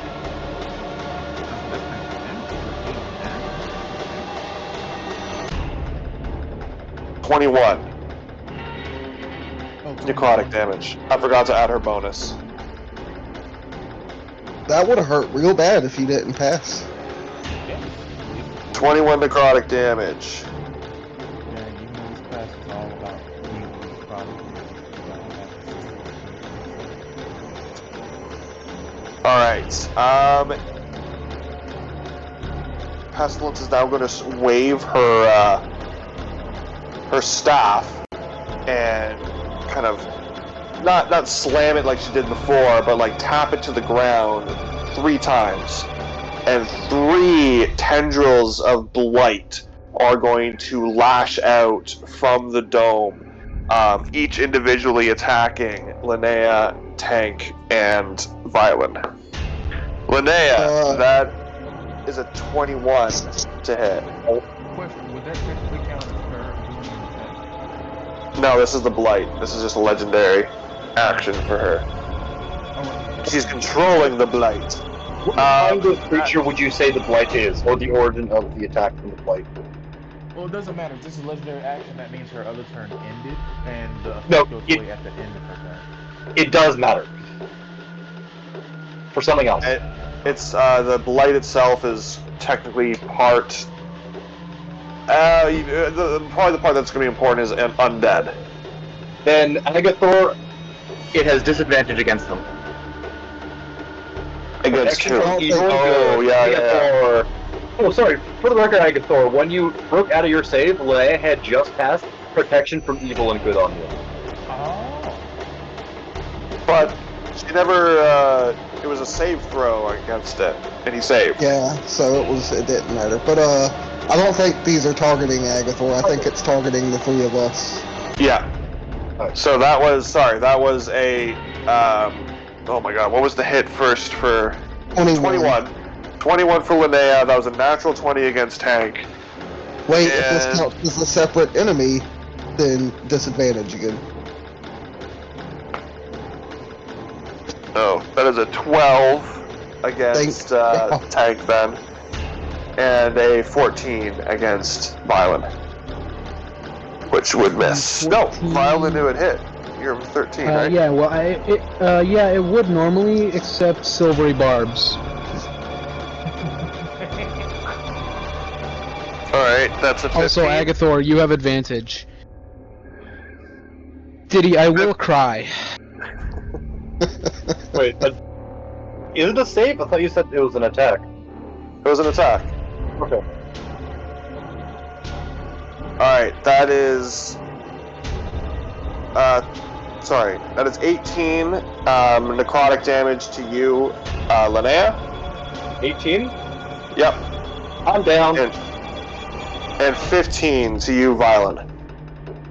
Is that before or after? Oh no, wait, I don't get necrotic halved. Not anymore. 26 HP. Probably shouldn't have said that out loud. Apologize.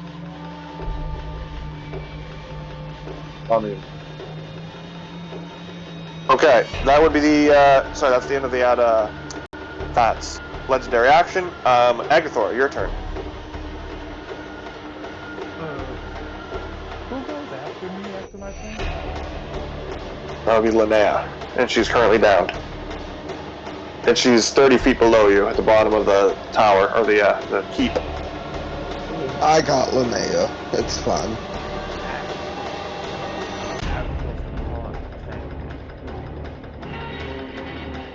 I know Linnea just went down, but I need you to shoot a fireball.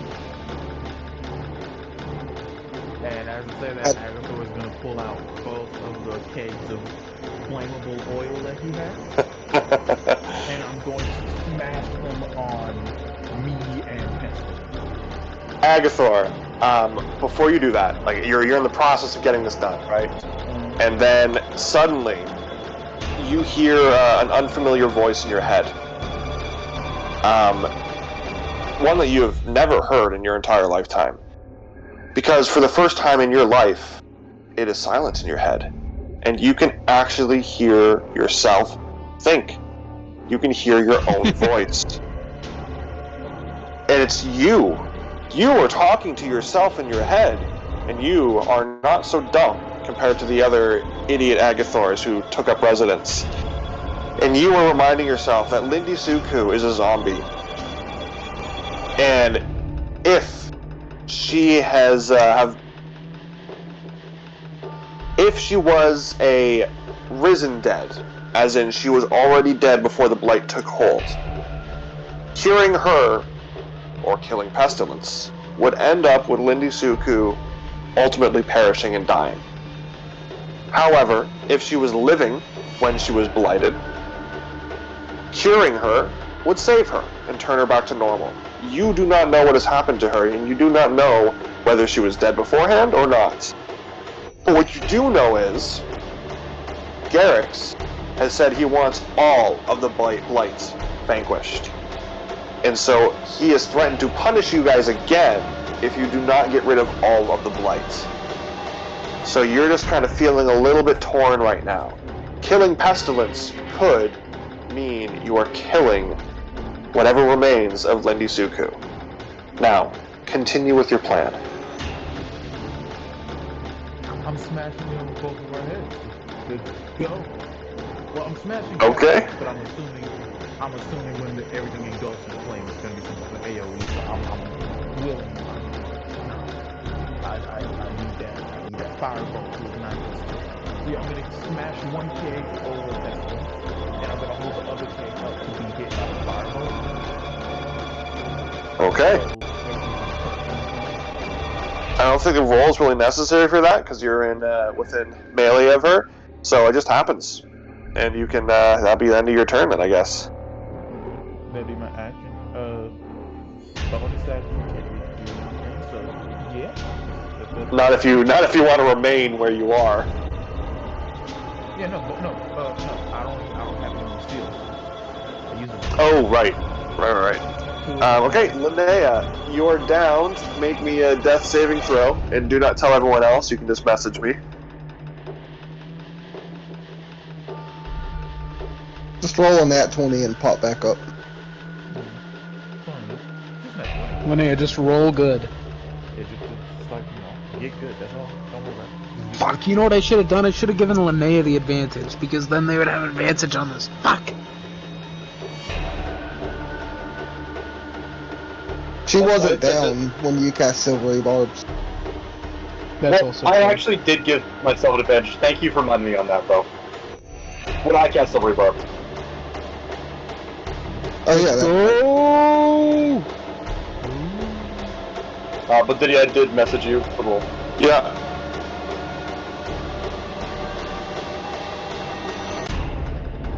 am I up?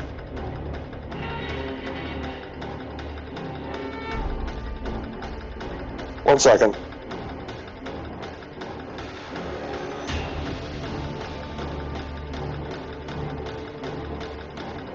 But I don't know why I just said, hey, I know they're down, but I need to do firebolt. You can bonus action these things. I'm stupid. Yeah, I've been thinking that the whole time. I'm not worried about it. Yeah, I was like, Both things that need to happen can happen on my turn, unless Diddy is doing some bullshit deuterometry right now or something.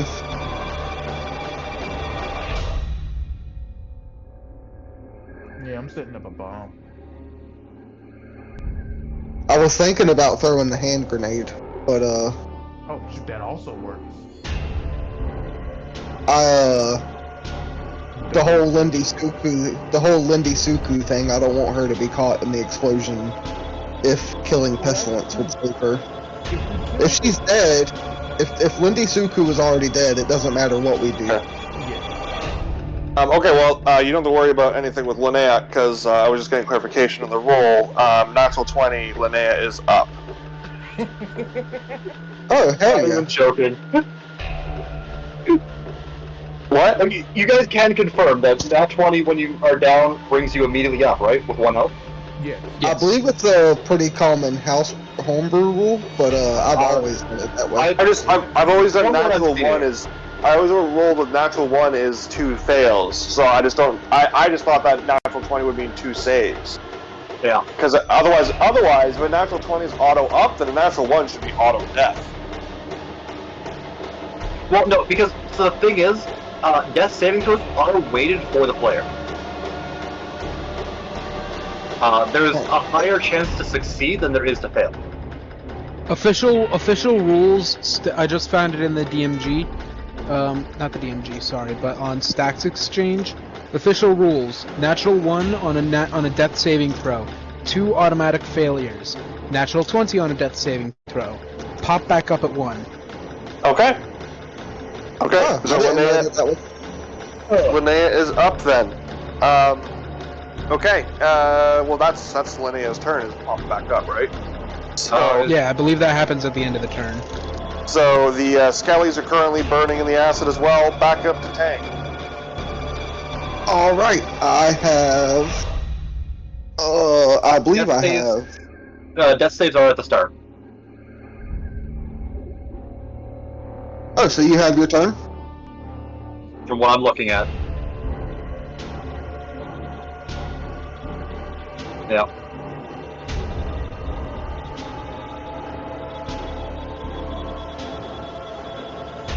I mean, I'm not too confident. I'm seeing a lot of different people saying you make it at the start of your turn. But I will leave it up to the DM. It doesn't matter if it's at the start of your turn or not. I would think that a death save is your turn because it's either you're dead or you're living. So I'm going to say you successfully knocked yourself back up. No one has to res you, but you don't get your turn. So Tank, your go. All right, I am going to use my last second level spell slot to give Linnea a second level healing word. 12 hit points, Linnea. Thank you. And I am going to do another firebolt at Pestilence, covered in oil, with advantage, because it's not the end of my next turn yet. How long was the cast so you can get the other? Well, I'm just aiming in that general area. I feel like if the fire hits the oil, the end result is going to be the same no matter what. There's going to be an explosion. The barrel is going to go pop. Oh, that's way closer than I would like it to have been with advantage. I got a 17. Alright, you hit. Okay. Would you like me to roll damage, or does something crazy happen? Well, you can roll your fire damage as well. I'm just looking at what an oil flask does. Okay. I got 8 and 5 is 13 plus. I got 18 fire damage. Okay, and it looks like a cask of oil does an additional 5 fire damage. Does the one I'm holding explode from the burst of flames?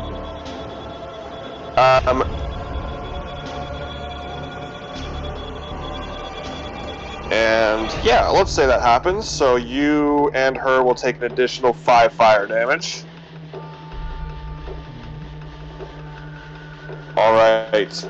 Tank, with this last attack, with Agathor bravely sacrificing a minor amount of damage to himself to try to take out Pestilence, your firebolt does erupt and explode, and Pestilence now begins to let out this hissing scream as she seems to kind of deflate in on herself.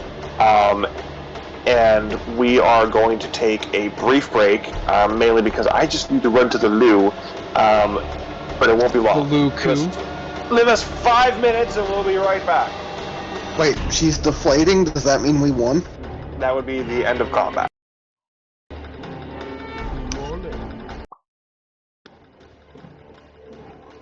Hello everyone, and welcome back to the remainder of our episode of Fate and Folly, the Chosen Ones.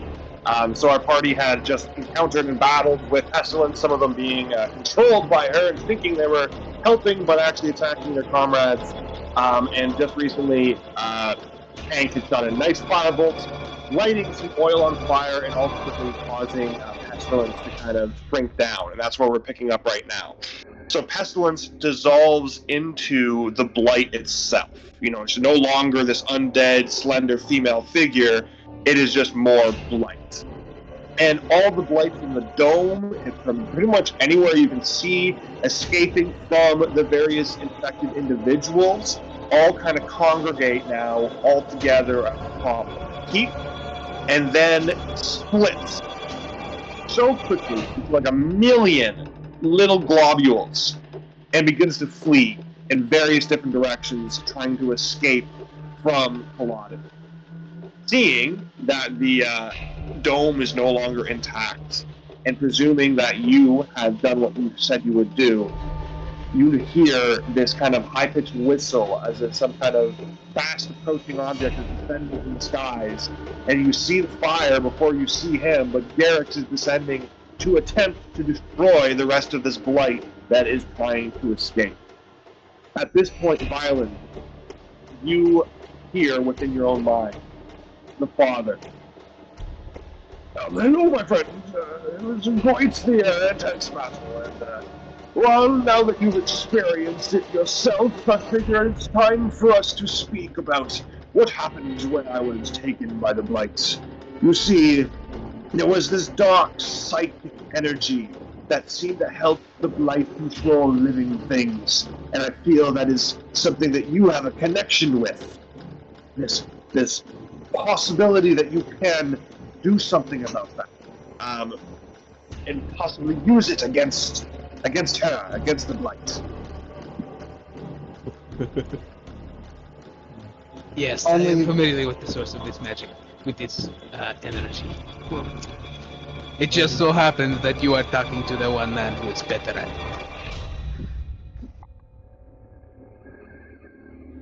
And Only Violin is hearing this? yeah. It's in Violet's head. Okay.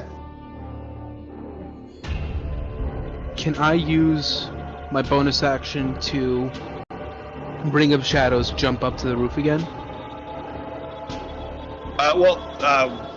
What's the purpose of going up to the roof? To follow pestilence.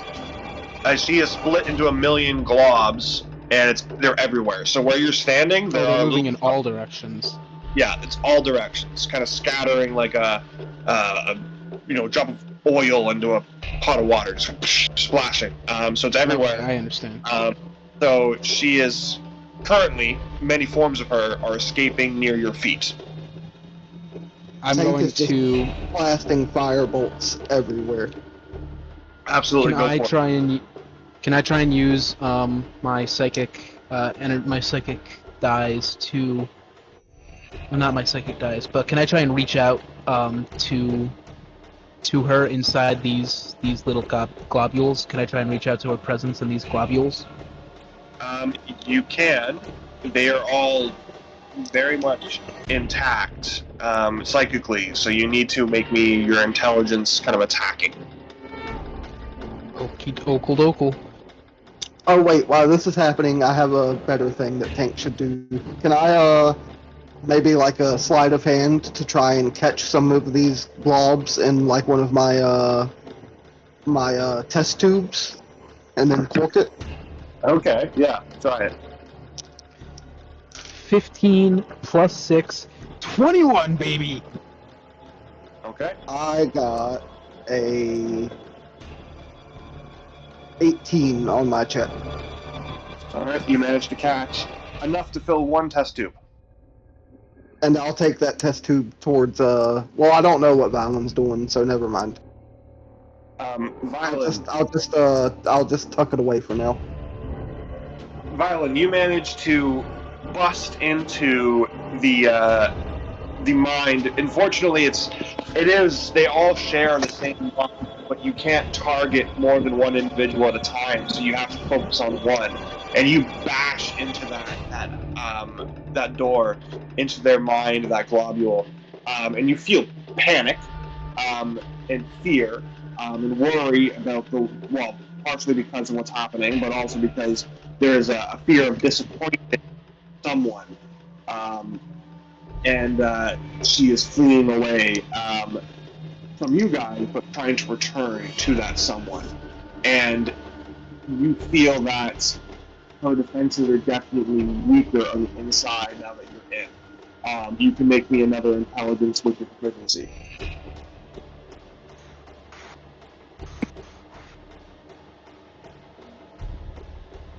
$25, 19 on the die. All right. Yeah.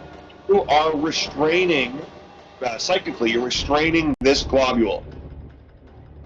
But you're holding it, you're restraining it, but you can't contain it like that permanently. So perhaps if you could bind it to something, you could control it. I'm gonna bind it to myself. That Like, you sounds mean like physically bind it? You mean, right? Or magically? Well, I mean, I'll remind you, you recently just got freed from her binding of you. yeah, that sounds like the worst possible idea. Not gonna lie. Maybe bind it to an object. Of course. I'm gonna bind it. I'm gonna bind it to the ring.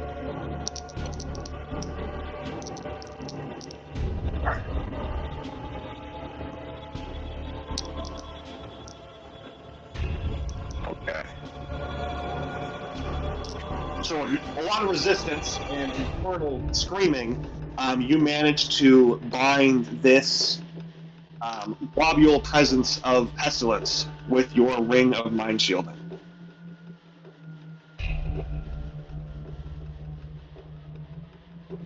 Okay. Can I exert... Can I try to... Because they're all one consciousness, correct? The globs are all one consciousness? It's all one person. One person.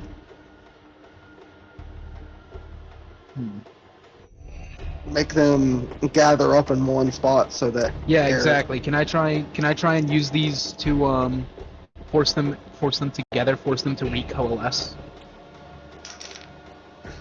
You can try. Yeah, I'm gonna give it a shot. Another I assume it's another. Yeah.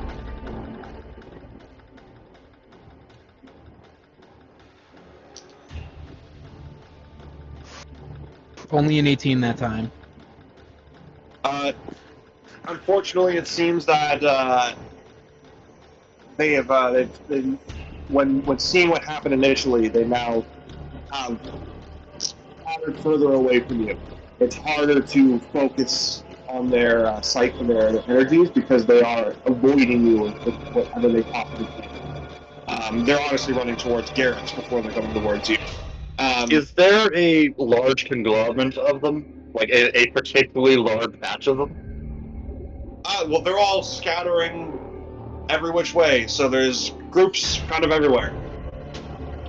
Well, wherever I can get the most, I would like to drop a 30-foot cube of hypnotic pattern. I believe Block had a question like 5 minutes ago.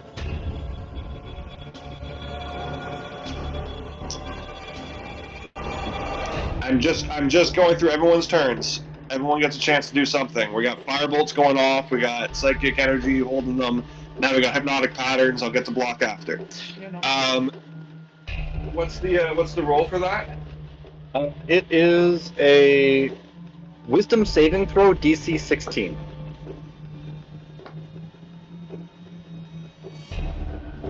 It's 19. On how many of them? Or are they using a single roll? I rolled once, Okay. just to make No, it okay. simple. Sorry, it would be disadvantage, I believe. Let me double check something. Any turn? Yep, so disadvantage.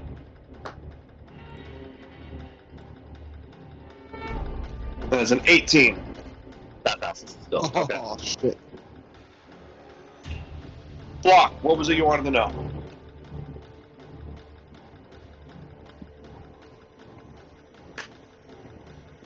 Sorry. Block. Is she technically, by the terms, technically dead? No. No. Okay, she's right. Yes. Alright, well, turning that, I'm gonna turn. What is Cindy Suki? Well, what's she looking like?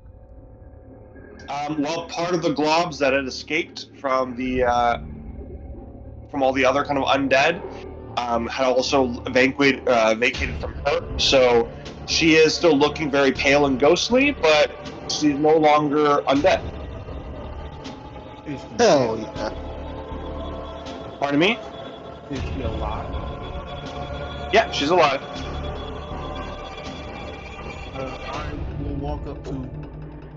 I'll walk up to her, place my hand on their shoulder, and I'm gonna give them. Yeah, I'm gonna give them 2d10 of my hit points.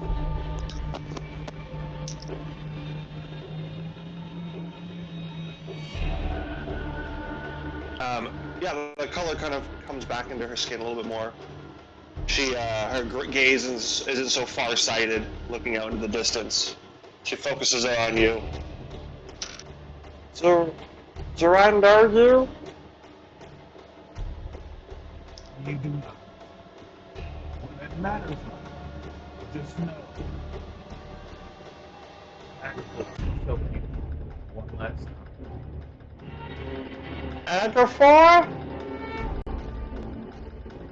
And then I start chasing down any glob and go back. Okay. Before you chase after them, you notice that where Pestilence once stood, her staff remains. I'll pick up the staff. Why not? I don't know if you remember or not, Agathor, but the father of the forest did say that that was his staff when he saw it. One of his branches. One of his branches, excuse me. Would you like to investigate said staff? I mean, I guess I can. Sure, I'll take a quick glance at it. See, I am seeing everybody else attack and dismantle some globbles. So sure, I'll take a glance at it. Arcana investigate. Roll me Arcana. Not too good at it. That's Alright, good enough. This is the Staff of the Undead. You can cast Speak with Dead and Animate Dead once per long rest. You will also have advantage on persuasion checks against the undead while wielding this staff.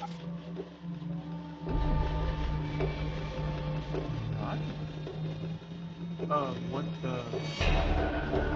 do I get? Does I have like what's the DC? They are legitimate spells. Cast Speak with Dead and Animate Dead are D&D spells. You just gotta look them up and figure out how that would apply with your character.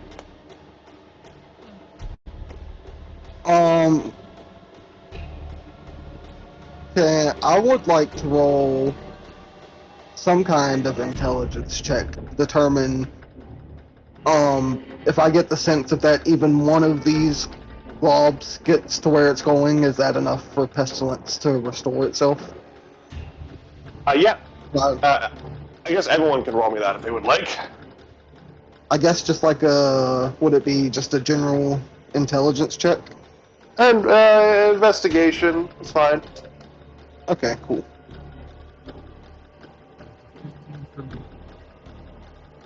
17 for 23. me. 1 second while I find investigation. I got a 14. Okay. Everyone except for Linnea would recognize that, yes, as long as one of her makes it, it is still technically her, but the fewer that make it, the weaker she will be. And she's already pretty weak after having fought you guys. So regardless, the pestilence you fight, if you have to fight her again, will not be nearly as strong as the pestilence you fought already. Because you've already taken out a few of them. Now, I will let you guys know that at this point, through all the fireballs, hypnotic pattern attempts, and all that, whatever, a majority of them have already escaped. It's basically at this point up to Garrick, who's currently flying around, scorching the forests on the outskirts. He's the one who's going to try to take out as most that he can. But yeah, as long as one of them makes it, she will still live. Well, I think Tank is going to calm down at that point and just be like,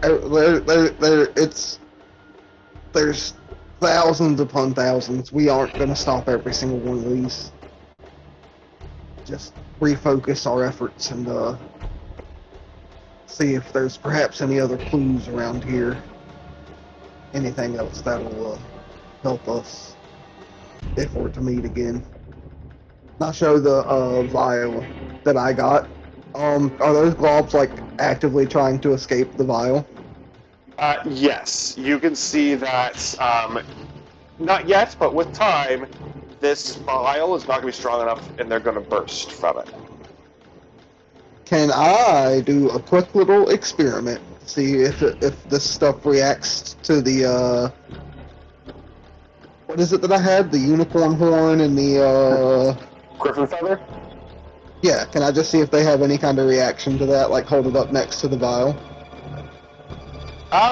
It doesn't react any differently than it does with and against anything else. You could think about they could combine and be useful in some way, but it itself doesn't react. Okay. Trying to think if there's anything else I guess, can I just do like a general investigation of the keep to see if there's anything that got left behind while Pestilence was in charge? Sure. So while you're all recouping from this battle and the blight having escaped, the zombies and skeletons, you look out in the crowd. I'll just tell you this for everybody. All of the rest of the blight has vacated from this city. You can see that the city itself seems to be a little bit less cloudy, a little bit less foggy. There's sun peeking through the clouds above you already, and the people are definitely fewer. The dead from prior to the blight have now collapsed and are dead. The skeletons have collapsed into bones.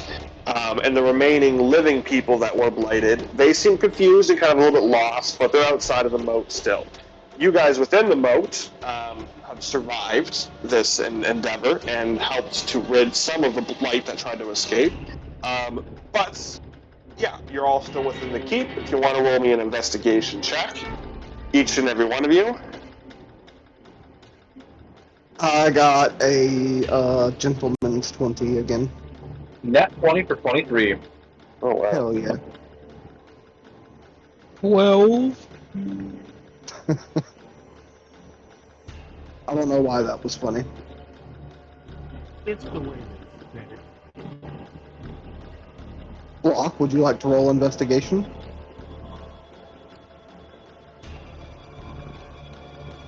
Am I muted or still muted? Are they... Not anymore. Yeah. Not anymore. Okay. Okay, there we go. I'm not trying to open up. That's a 9. Okay. Agathor, through your search, you managed to find a rusty old javelin and 25 gold. Violet, through your search, you can find yourself a nice set of kitchen knives, but you also find 100 gold. I don't know why I have the image of Violet getting really excited about like a fancy knife set. Not even like for weapons, just like, ooh, I could use these in the kitchen when I cook. Even though I've never seen him cook.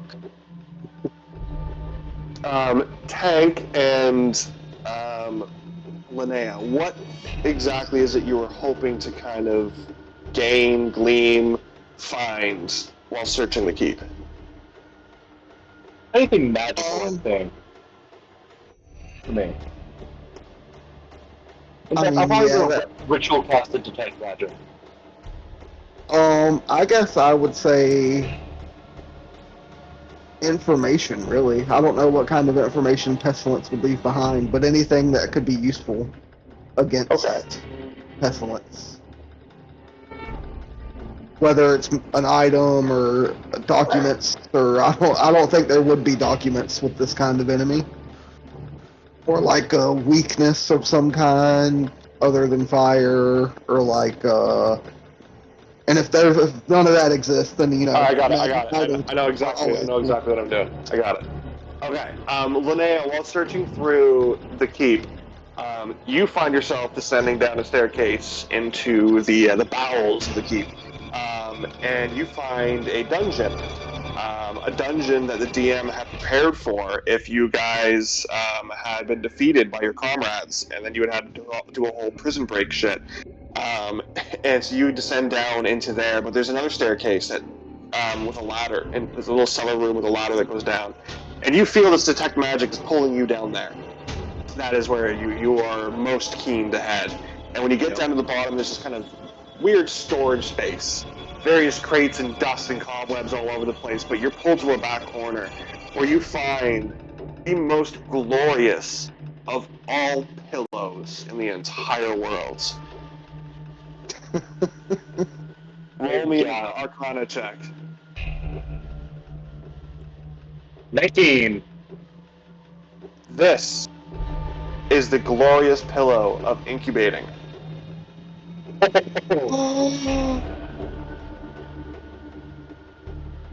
am going to gasp very excitedly. I am immediately going to pull out this pillow, set it down. I'm going to pull out the egg and inspect it. Make sure it's okay if everything can happen. Yeah, the egg is still doing just fine. And it's still, heartbeat still steady. I will set the egg on top of the pillow. Okay. You get the feeling that this is going to take some time, and the egg would need to sit on this pillow for a good amount of while. Continuously, not as in short breaks. So it needs to be either carried on the pillow at all times, or put in a place that it can rest on the pillow without having to be disturbed. She is absolutely picking up the pillow and egg entirely and cutting it off. Heavily swaying as she goes. Tank, while wandering through the halls of the keep, you come across a map. And on this map of the various countries on the continent that you're on, Finvar, Ruinor,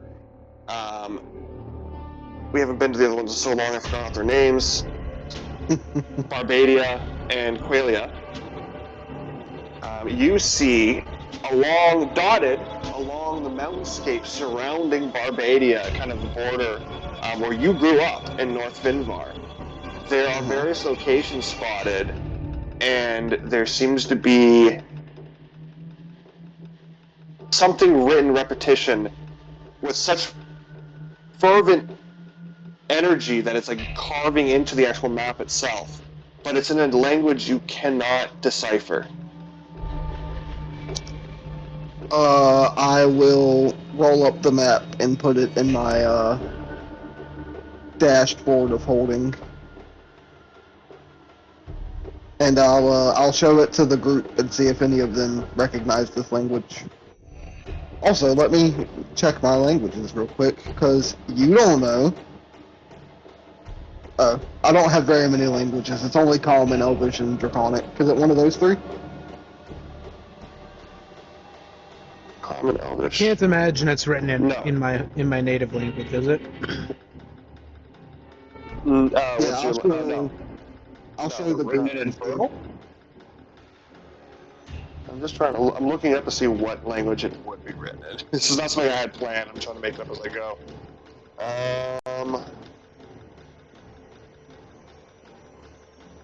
Abyssal?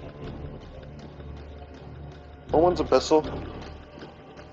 Oh, from the Abyss plane operation. The abyss is where demons are, brother. At least in standard. Is there an undead language? No. No. No, there isn't, is there? Usually the undead speak whatever language their creator speaks. If they speak at all. Or whatever languages they spoke when they were alive.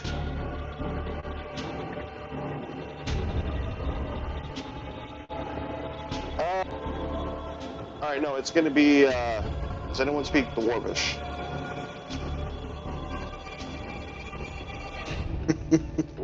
That makes sense. Dwarvish.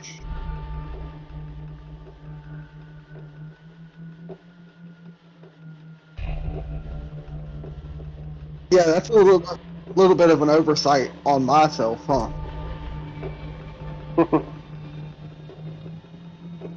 Listen, Mike. I do. Draconic and Elvish, wasn't it? Yeah. Yeah, Common, Elvish, and Draconic. Everyone just spoke Common. There was a lot of different dwarfs and dialects. It was confusing. So, no.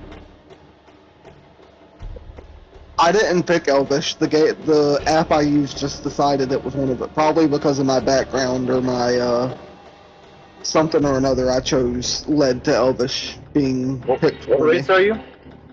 A kobold. Oh. So Draconic is free. Yes.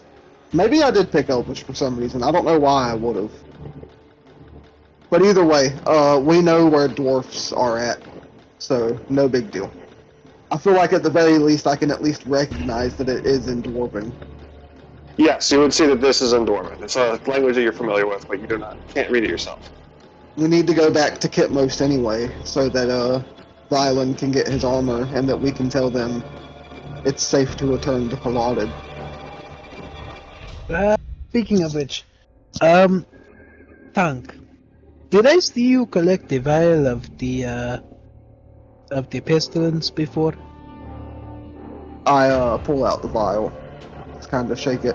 Yeah, I figured I could do some tests on this and see if we can figure out any other weaknesses other than fire. I believe I could help in that matter. And he's just gonna tap his temple. If you would allow me. I do not want to take what is yours. Yeah, I'll hand you the vial. By all means, Violen, if it helps us in the future. Absolutely. I'm gonna try and link it to the I'm gonna try and link these ones to the already bound up glob. Just be careful. Force I them think back they're into only unconsciousness. I think they're only going to stay in there for maybe a day at the most, hopefully a couple days, but they are quite antsy. If Sorry, this so works, they will be You tapped your mind so you could communicate with Tank or talk with. No, just to Glob? gesture, being like, well, I want to talk to the bug. Just to gesture, I want to talk to the bugs, not to talk to Tank. Okay, and you are trying to connect the globs with the ring. Yeah, I want to force them all back into one consciousness. All right, make an intelligence saving throw.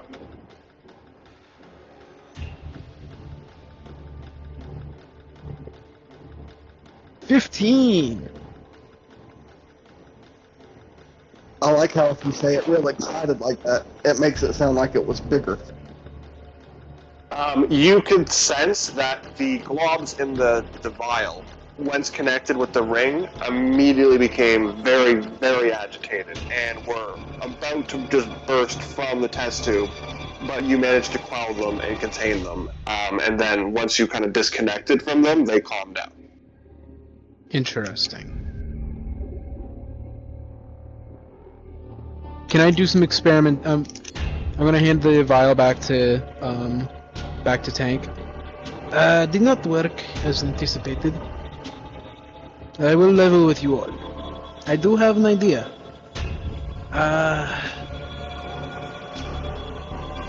The father of the forest and I spoke. Do you remember our discussions of the Elder Brain? Are you speaking to the father? I'm speaking to everybody. I'm speaking to the group. Okay. I do remember. I don't think Linnea and Agathor were around for when that happened, but I certainly remember. Linnea, Yep. Agathor, allow me to elaborate. The four pillars that we are fighting against, they are working with an Elder Brain. A very complex psychic entity. One that I luckily have some experience with. The father spoke to me, The four pillars are using the elder brain to trap him and presumably the Lady of the Lake and her siblings and contain them. I exist on the same wavelength that the brain does. We function in similar ways. I believe if I'm given time and time. If I am given time, I could bind Pestilence in the same way that she bound the Father. We could command the same power that she commands, as if it were our own. But why would we want to do this? We are the chosen ones. We have been sent to restore balance. The Weaver made the four pillars because the world required balance. It was only thrown out of balance once the four pillars were unsealed. Destroying them is not the answer. Destroying them is not the goal. Recontaining them is. I refuse to use their power in any regard. And I'll toss the stick on the ground. Can I catch it? Whoever wants to go for it. Roll me a sleight of hand. Can I roll with my intelligence modifier because I'm gonna use Mage Hand? What are you throwing? He's throwing down the staff of undead. If you want to use your mage hand, yes. But whoever else, sorry, you can use your mage hand. Whoever else wants to reach for the branch, roll me sleight of hand. I don't think I want the power of undead either. 18. Me. Linnea, did you want to try to grab it? No. I Okay. don't want to touch that thing. Then, Violen, you now have the staff of undead. It casts- Violence, Okay. I don't want to be offensive, but remember when we still had Amelia and the other Agathor with us, and you kinda had that little, like, possession episode? And I kinda had, like, that little possession episode, and it was, like, light versus dark, and, like, good and evil. I fear that if there's any of that left in you, that perhaps binding pestilence to yourself would be unwise. I feel like there may be a chance it would amplify whatever kind of connection that was established initially, and perhaps corrupt even further, unless we can guarantee that pestilence isn't connected to the elder brain. That is part of what I plan to do.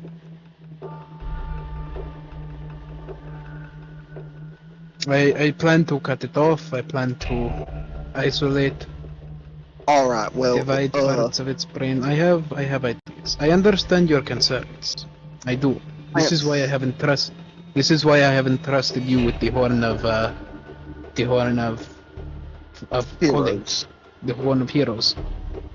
I Let's do it like this then, Violet. I want to experiment on it scientifically.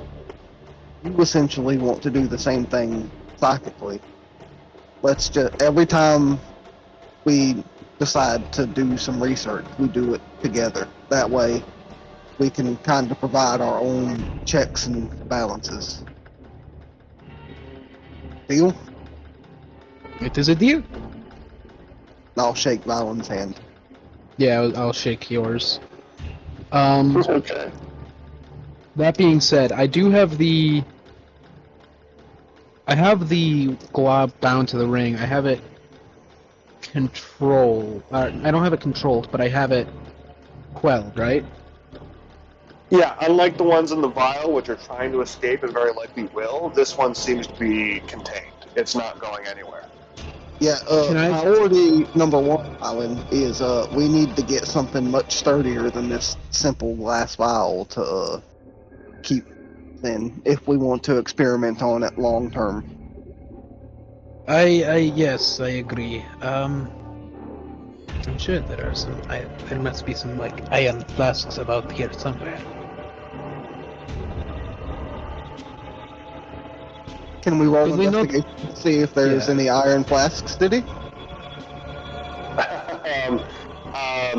You guys already did your check, so everything you can find that I'm going to say you can find within this keep has already been found.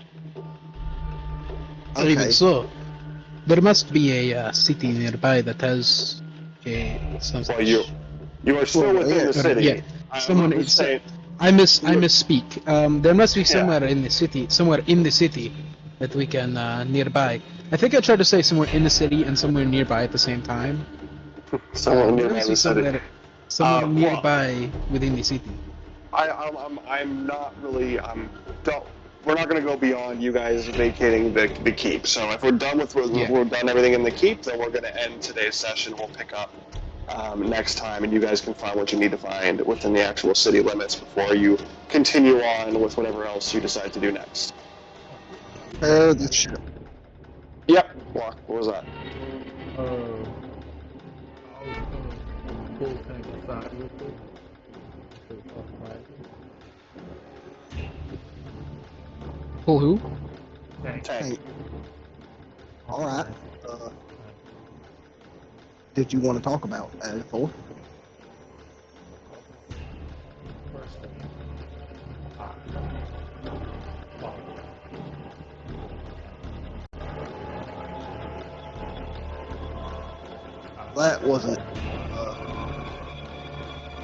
That wasn't your fault, Agathor.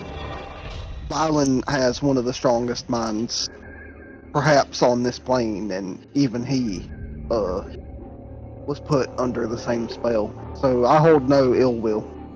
Apology fully accepted. second, I don't know what I'm going to do. But a couple things. I've had dreams involving some type of being. And the acid, it did not hurt like it should have. That was not true before. Ever.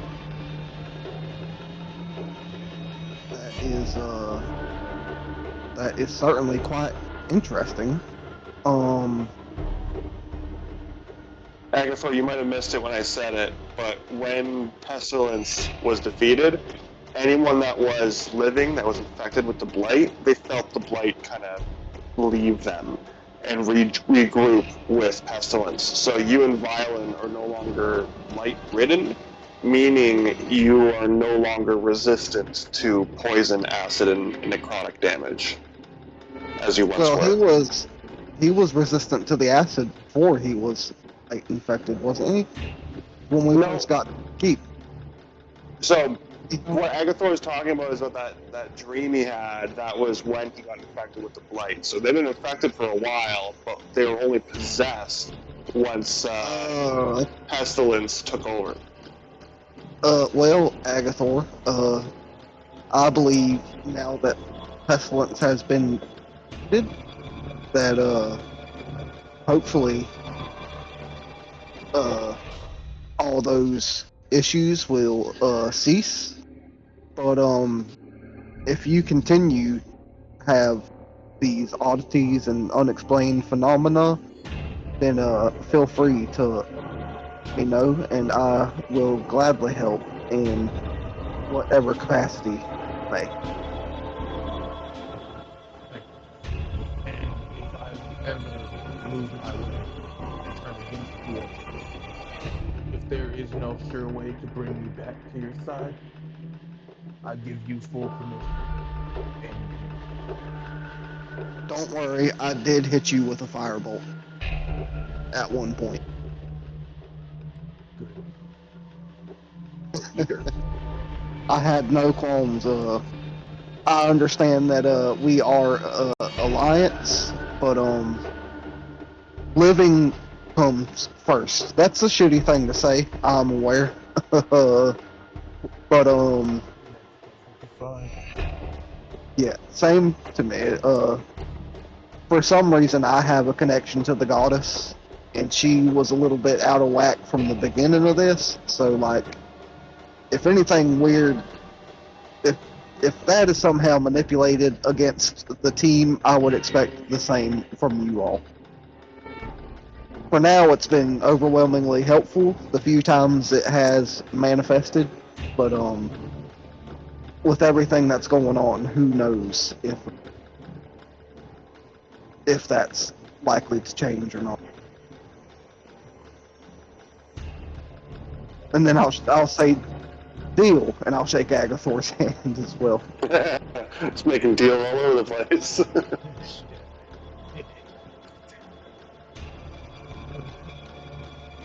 Well, man, was there anything else you wanted to do in the keep? Nope, not that I can think of. I will see.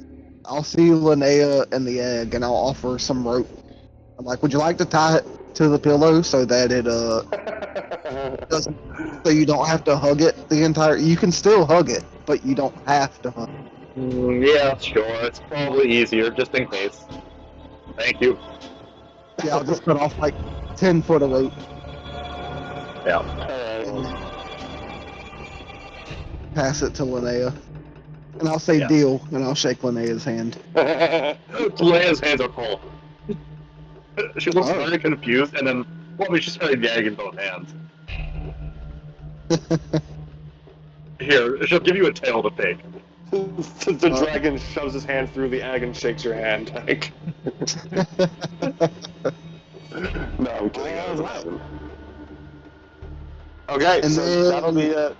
Oh, yep. We can end the session. I can save it for afterwards. Were you gonna go try to shake the hand of the father? That is a good idea, though. I will go up to the father and be like, Father, no. We're thank you for gonna. all your help, and I appreciate it. And I stick my hand out for a handshake. Okay, don't shake your hand, but we'll save the conversation with the father till next session, just in case there's any more stuff you want to talk with him about. All right, well that's where we're gonna end things for this session. We'll pick it up next time when you guys are leaving the keep and leaving Culloden. If there's anything else you would like to do further there regarding the father, regarding the city itself, the people there, or even Garrix, who's still kind of in the general vicinity. Otherwise, we'll be picking back up, and you'll be regrouping with your downed blimp, possibly heading back to Kitmos, and onward from there to your next grand adventure. Thank you, players and the chosen ones, for participating, and thank you, audience, for joining us. And I guess we'll see you guys in 2 weeks. So yeah, thank you and goodbye. Goodbye. Bye. Hello. Bye.